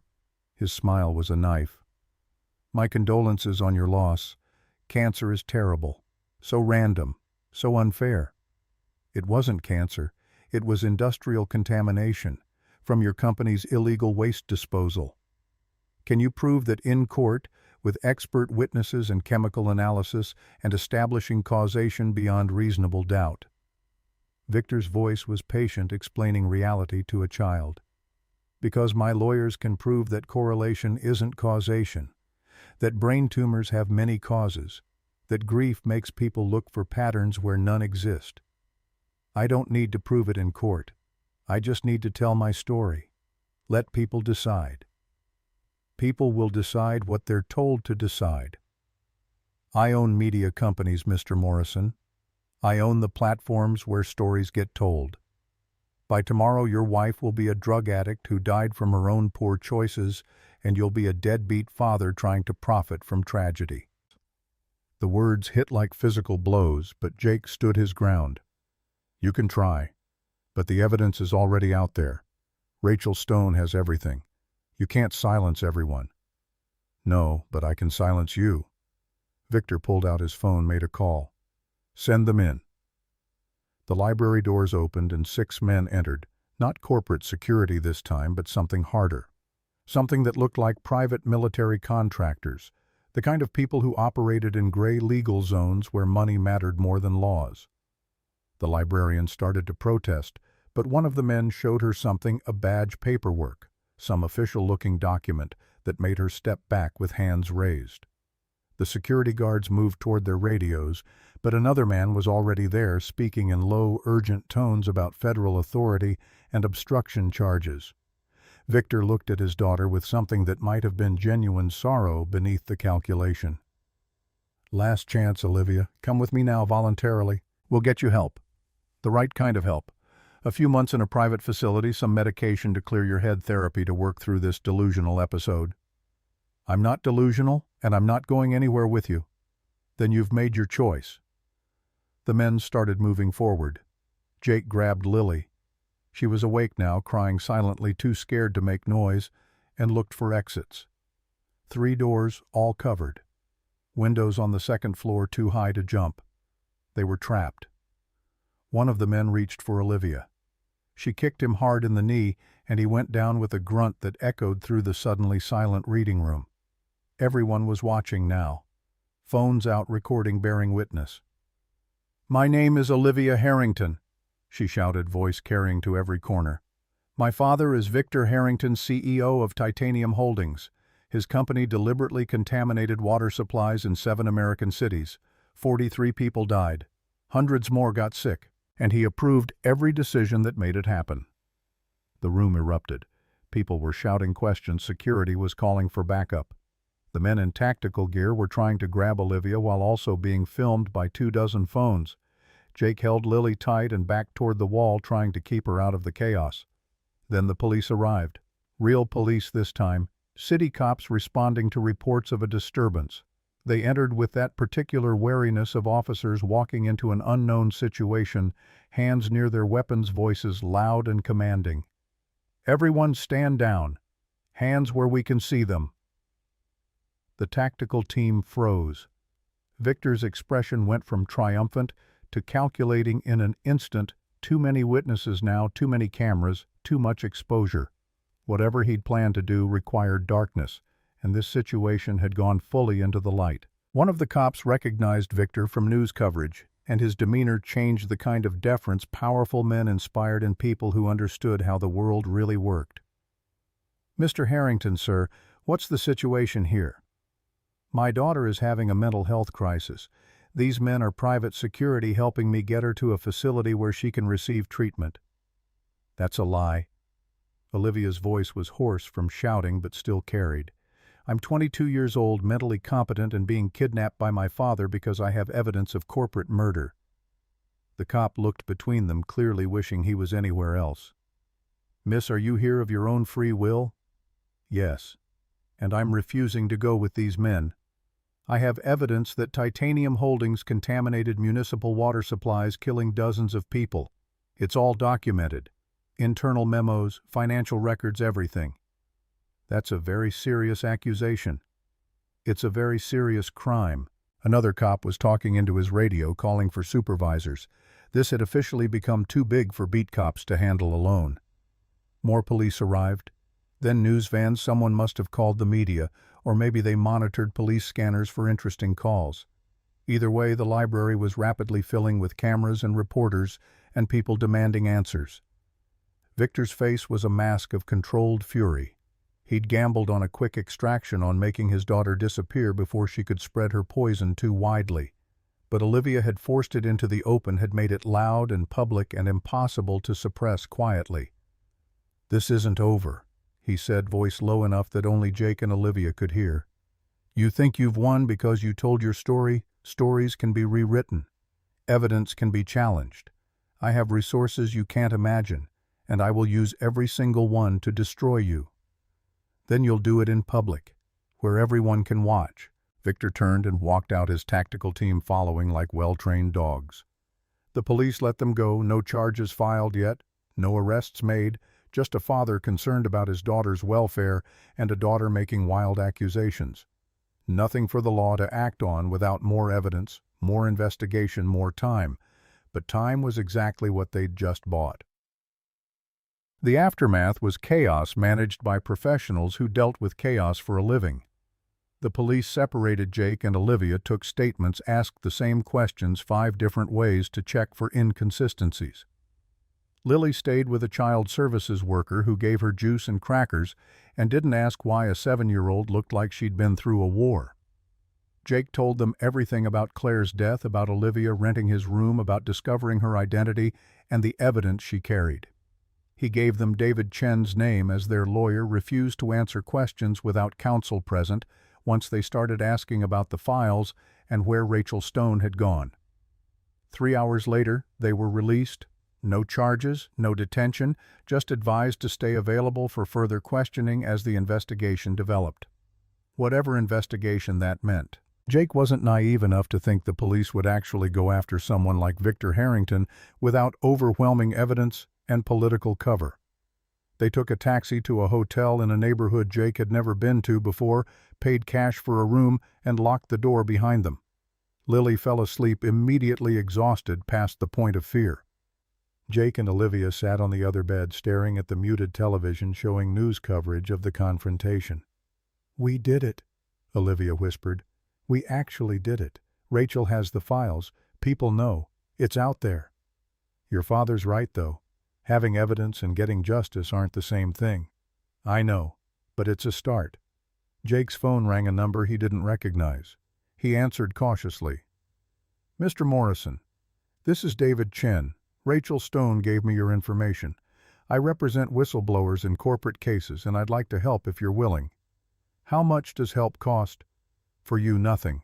I work pro bono for cases like this." There was steel in his voice beneath the professionalism. "My sister died 3 years ago. Brain tumor. Fracking company contaminated her well water, settled with my family for $75,000 and an NDA. So yeah, I'll work for free if it means taking down people like Victor Harrington."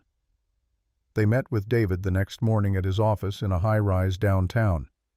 He was younger than Jake expected, maybe early 40s, with sharp eyes and the kind of energy that suggested he ran on coffee and righteous anger. He laid out their options with the blunt honesty of someone who'd seen too many cases go wrong. "Here's the situation. Rachel's story drops tonight. Major publication front page the works.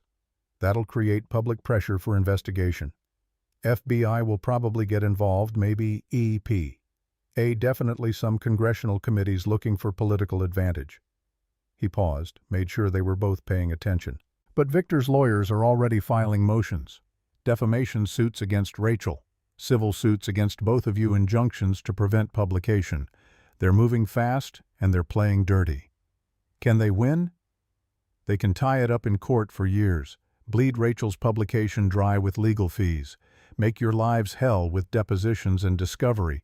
It's not about winning, it's about making the cost of fighting too high to sustain. So what do? We go on offense. FBI's already called me. They want to interview you both tomorrow morning. We cooperate fully, give them everything, make yourselves indispensable witnesses. Once you're cooperating with federal investigators, you get certain protections. David pulled out paperwork. I'll file for whistleblower status under the relevant statutes. That gives you legal cover for possessing company documents, protection from retaliation, potential financial rewards if penalties are assessed against Titanium. We don't want money. You want to survive this. Money's how you do that. Victor will try to destroy you financially. You'll need resources to fight back. He was right, and Jake knew it. This wasn't just about justice anymore. It was about survival in a system designed to protect people like Victor Harrington. Rachel's article dropped at 8 p.m. that night. Jake read it on his phone sitting in the hotel room while Lily slept and Olivia paced by the window. Rachel had done the story justice, laying out the evidence piece by piece, letting the documents speak, weaving in victim stories, including Claire's. The headline was stark and damning: Titanium Holdings CEO ordered water contamination that killed dozens. Within an hour it was everywhere, trending on social media, picked up by major networks, politicians issuing statements demanding investigation. Protesters gathered outside Titanium headquarters, holding signs that read, "Corporate murderers" and "Justice for the victims." Jake's phone started ringing with reporters wanting interviews, producers wanting him to appear on news shows, lawyers offering to represent victim families in civil suits. He turned it off, overwhelmed by the sudden transformation from invisible to the center of a national story. Olivia sat on the bed watching coverage with tears streaming down her face. All those people, all those families finally getting answers. This is what I wanted. This is why I did it. Your father meant what he said.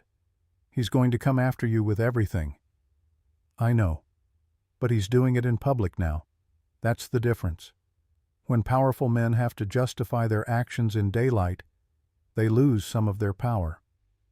The FBI interview happened in a secure facility downtown, concrete and fluorescent lighting, and agents who'd built their careers on taking down people who thought they were untouchable. They questioned Jake and Olivia separately, corroborating stories, checking timelines, pushing on details to see if anything cracked.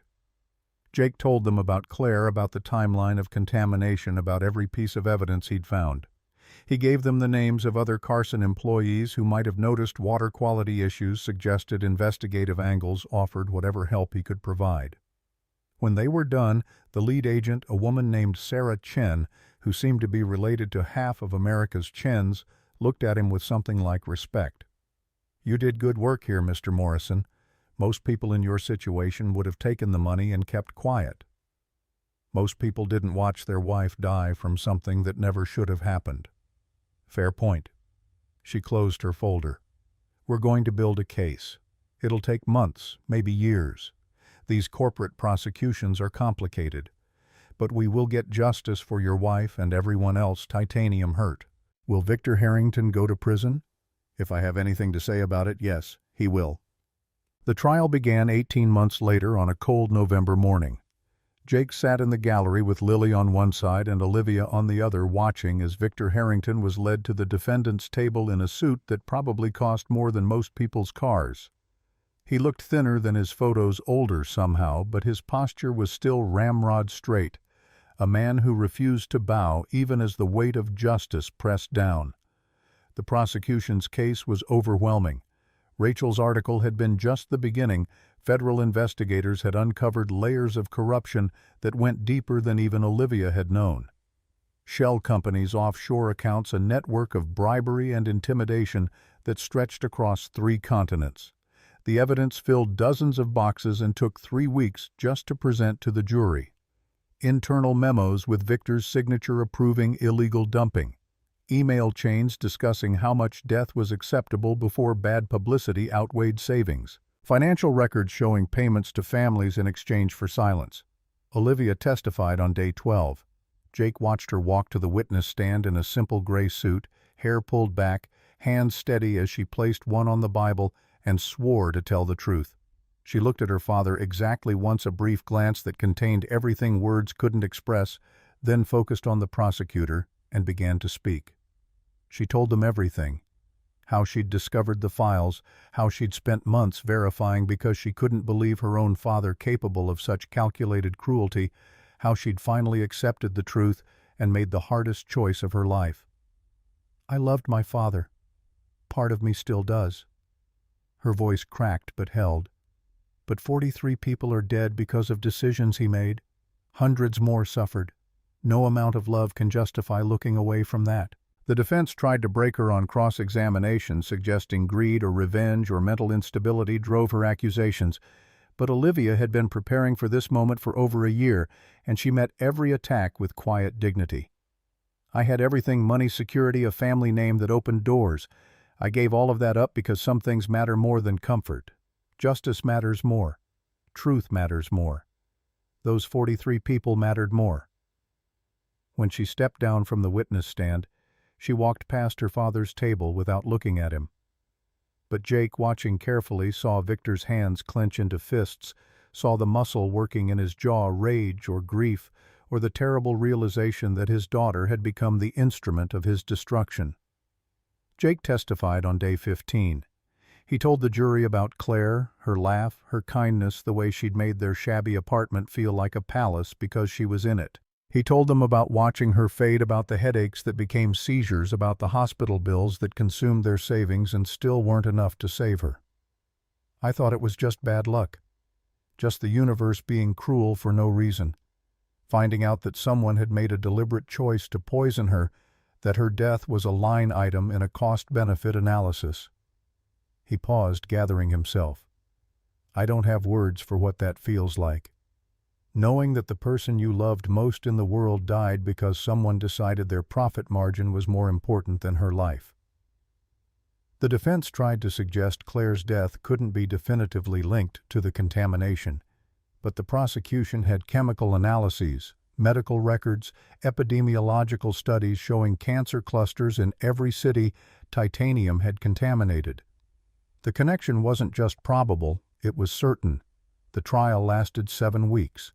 The jury deliberated for 3 days, and on a Tuesday afternoon that felt both ordinary and momentous, they returned with a verdict. Guilty on all counts. The courtroom erupted. Some people cheered, some wept. Jake just sat there holding Lily's hand and watching Victor Harrington's face as the verdict was read. For the first time since the trial began, the mask cracked. Victor closed his eyes, his shoulders sagged, and for just a moment he looked like what he was, a 70-year-old man who'd gambled everything on the belief that money could buy immunity from consequences and lost. Sentencing came 2 weeks later. The judge, a woman in her 60s who'd presided over the trial with steely impartiality, looked at Victor with something approaching disgust. "You were given power, wealth, and opportunity. You could have used those gifts to improve lives, to build something meaningful, to contribute to society. Instead, you used them to poison innocent people for profit. You prioritized quarterly earnings over human lives. You treated other people's children, other people's spouses as acceptable losses in pursuit of wealth you didn't even need." She sentenced him to 43 consecutive life sentences, 1 for each person killed by the contamination. Even accounting for his age and the possibility of parole, Victor Harrington would die in prison. The empire he'd built was gone, liquidated to pay settlements to victims' families. The legacy he'd wanted to leave his daughter was ashes. 6 months after the sentencing, Jake took Lily to visit Claire's grave. They brought flowers, daisies, because Claire had loved them, and stood there for a long moment before Jake spoke. "We won, Claire. Took almost 3 years, but we won. He's in prison. They all are. And Lily's safe. She's going to be okay." Lily placed her own flowers on the grave, small hand gentle on the cold marble. "I miss you, Mommy. But Daddy says you'd be proud of us for being brave." Jake pulled his daughter close, let himself cry for the first time since the verdict. Not tears of grief alone, but tears of release, of closure, of the particular pain that comes with setting down something you've carried so long it's become part of you. Olivia had spent the trial living in a safe house under federal protection, largely isolated from media circus and death threats from people who saw her as a traitor to her class. After the sentencing, she'd asked to see Jake, and they'd met at a coffee shop 3 blocks from the courthouse. "I'm leaving," she announced without preamble. "The lawyer says I can relocate, change my name, start over somewhere people don't recognize me." Jake felt something heavy settle in his chest. "Where are you thinking?" "I don't know. Somewhere quiet. Somewhere I can exist without being Richard Harrington's daughter or the whistleblower or any of it. Just Olivia. Whoever that is."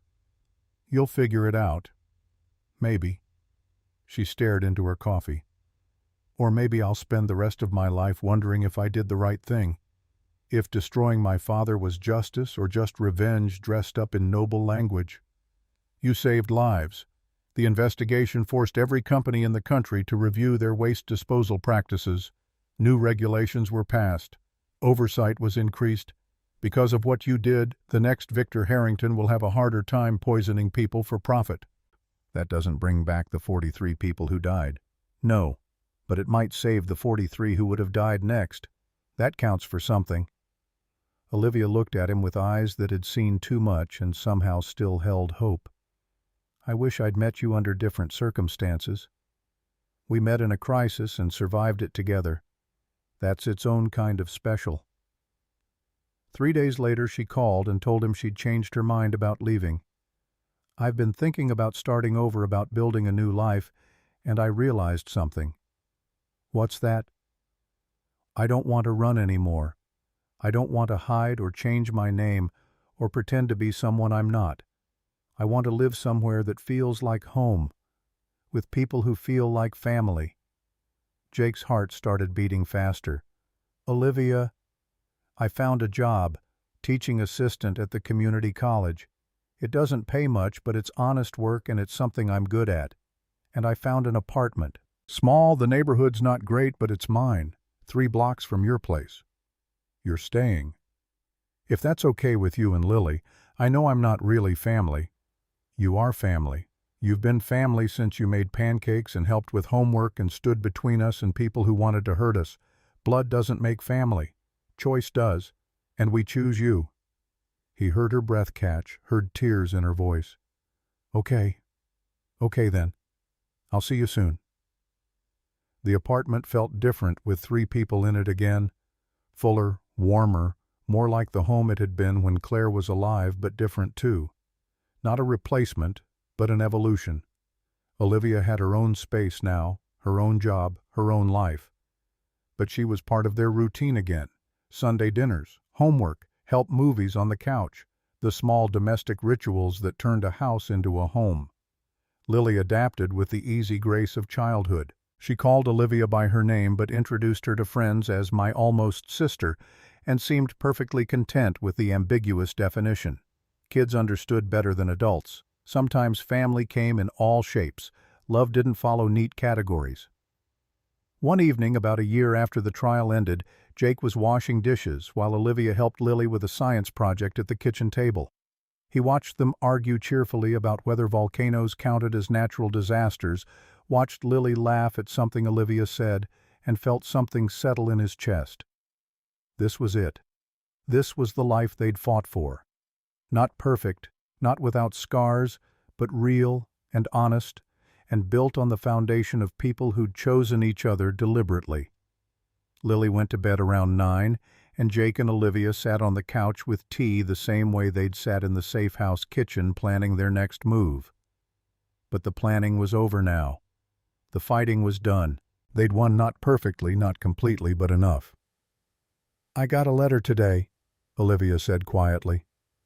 "From one of the victim families. the woman whose son died. She said she wanted to thank me, that knowing why it happened, knowing someone was being held accountable, gave her closure. That's good, isn't it? Her son's still dead. Justice doesn't bring him back. No, but it acknowledges his life mattered, that his death wasn't random or meaningless. Sometimes that's all we get. Olivia nodded, processing. Do you think Claire would have approved of me living here, being part of your lives? Jake thought about his wife, her fierce sense of justice, her capacity for forgiveness, the way she'd always made room for people who needed family. Yeah, she would have loved you. She would have appreciated what you did, the courage it took, and she would have loved that you make Lily laugh. I love her too, both of you. I know. And that's not weird or complicated, it's just true. Truth is what we built this whole thing on. No reason to stop now. They sat in comfortable silence watching the city lights through the window, and Jake thought about how far they'd come. From strangers sharing an apartment out of desperation to something that looked remarkably like a family. It hadn't been the path he expected, but it was the path he'd walked, and it had led somewhere worth being. 2 years after the trial, Jake got a call from Agent Sarah Chen. The last of the executives had lost his final appeal. Everyone involved in the contamination scheme was officially in prison with no legal recourse left. It's done. Really done. Thought you'd want to know. Thank you for everything. Thank you for having the courage to stand up. Most people wouldn't have. After he hung up, Jake sat on the couch for a long time processing. It was done.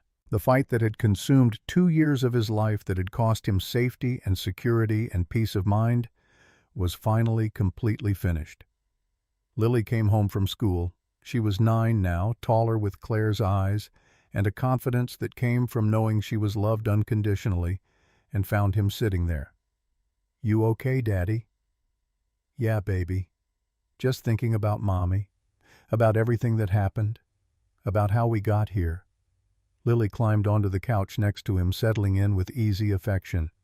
Mrs. Patterson said in class that sometimes bad things happen so good things can happen later. Your teacher's pretty smart. I think she's wrong, though. Lily's expression turned serious. I think bad things just happen sometimes, and we get to choose what we do about them. Like you and Olivia chose to be brave instead of scared. That's what made the good things happen, not the bad things. Jake pulled his daughter close and kissed the top of her head, overwhelmed by how much wisdom could fit into such a small person. When did you get so smart? I've always been smart. You just don't always notice because you're busy being a grown-up. Olivia came home from work an hour later with groceries and stories about her students. She'd found her calling in teaching, helping community college students navigate subjects that once seemed impossible, patient and clear, willing to explain things 17 different ways until they made sense. They made dinner together, the 3 of them moving around the kitchen with practiced efficiency. Lily set the table. Olivia chopped vegetables. Jake managed the stove and tried not to burn anything. It was ordinary and domestic and perfect in its imperfection. Over pasta and salad, Lily announced that her class was doing a project about heroes. We have to pick someone who made the world better and write about them. I'm going to write about you and Olivia. Olivia nearly choked on her water. Lily, we're not heroes. Yes, you are.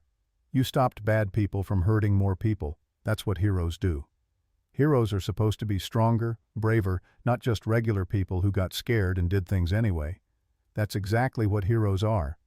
Lily had the certainty of someone who'd given this considerable thought. The books say heroes are people who do the right thing even when it's hard. You did that. So you're heroes. Jake looked at Olivia across the table and saw his own emotions reflected: embarrassment and pride, and the particular kind of humility that comes with being seen more generously than you see yourself. Okay, if that's what you want to write about, we'll help with research. I don't need research. I was there. And that, Jake thought, was perhaps the most profound thing his daughter had ever said. She'd been there. She'd witnessed the fear and the courage, and the choice to stand up when staying silent would have been safer. She'd learned firsthand that ordinary people could do extraordinary things if they loved someone enough to try. That night, after Lily was asleep, Jake found Olivia on the fire escape, their spot, the place they went when the apartment felt too small or the world felt too heavy. She was looking at the stars, what few were visible through the city's light pollution. "You okay?" Just thinking about paths not taken, about who I'd be if I'd never found those files, if I'd just stayed ignorant and comfortable and complicit. You can't think like that. That's not who you are. Isn't it I spent 22 years being Victor Harrington's daughter, living on money made from people's suffering. If I'd been a little less curious, a little more willing to look away. But you weren't. You were exactly curious enough and exactly unwilling enough to look away, and that's what made the difference. Olivia turned to face him, and the city lights reflected in her eyes. "Do you ever regret it? Taking me in, everything that happened because of it?" Jake thought about the question seriously, about the fear and the danger, and the night spent wondering if they'd survive what they'd started. About Claire's death, finally having meaning, about Lily learning that justice was real and courage mattered, about the small apartment that had become home to 3 people who'd chosen each other against all odds. "No, I don't regret it. Not any of it. Even though it cost you everything, it didn't cost me everything. It cost me safety and security and ignorance. But it gave me something better. It gave me the truth. And it gave me you." She looked at him for a long moment, and something passed between them that was too complicated for words, not quite romance, they'd been through too much together for it to be that simple, but something deeper. A bond forged in fire and sealed in shared purpose. "I'm glad I found your listing. Out of all the apartments in the city, I'm glad it was yours." "Me too." They stood together on the fire escape, looking out at a city that had no idea 3 people in a shabby apartment had once changed its future. Inside, Lily slept safely, dreaming whatever dreams 9-year-olds dreamed. Tomorrow she'd wake up and eat breakfast and go to school and come home to a family that loved her unconditionally. She'd grow up knowing her mother's death hadn't been meaningless, that justice existed, that ordinary people could fight dragons and win. That was the real victory, not the trial or the verdict or the prison sentences, but this. A child sleeping peacefully, knowing she was safe and loved, and that the world, for all its cruelty, could still be made better by people who chose to be brave.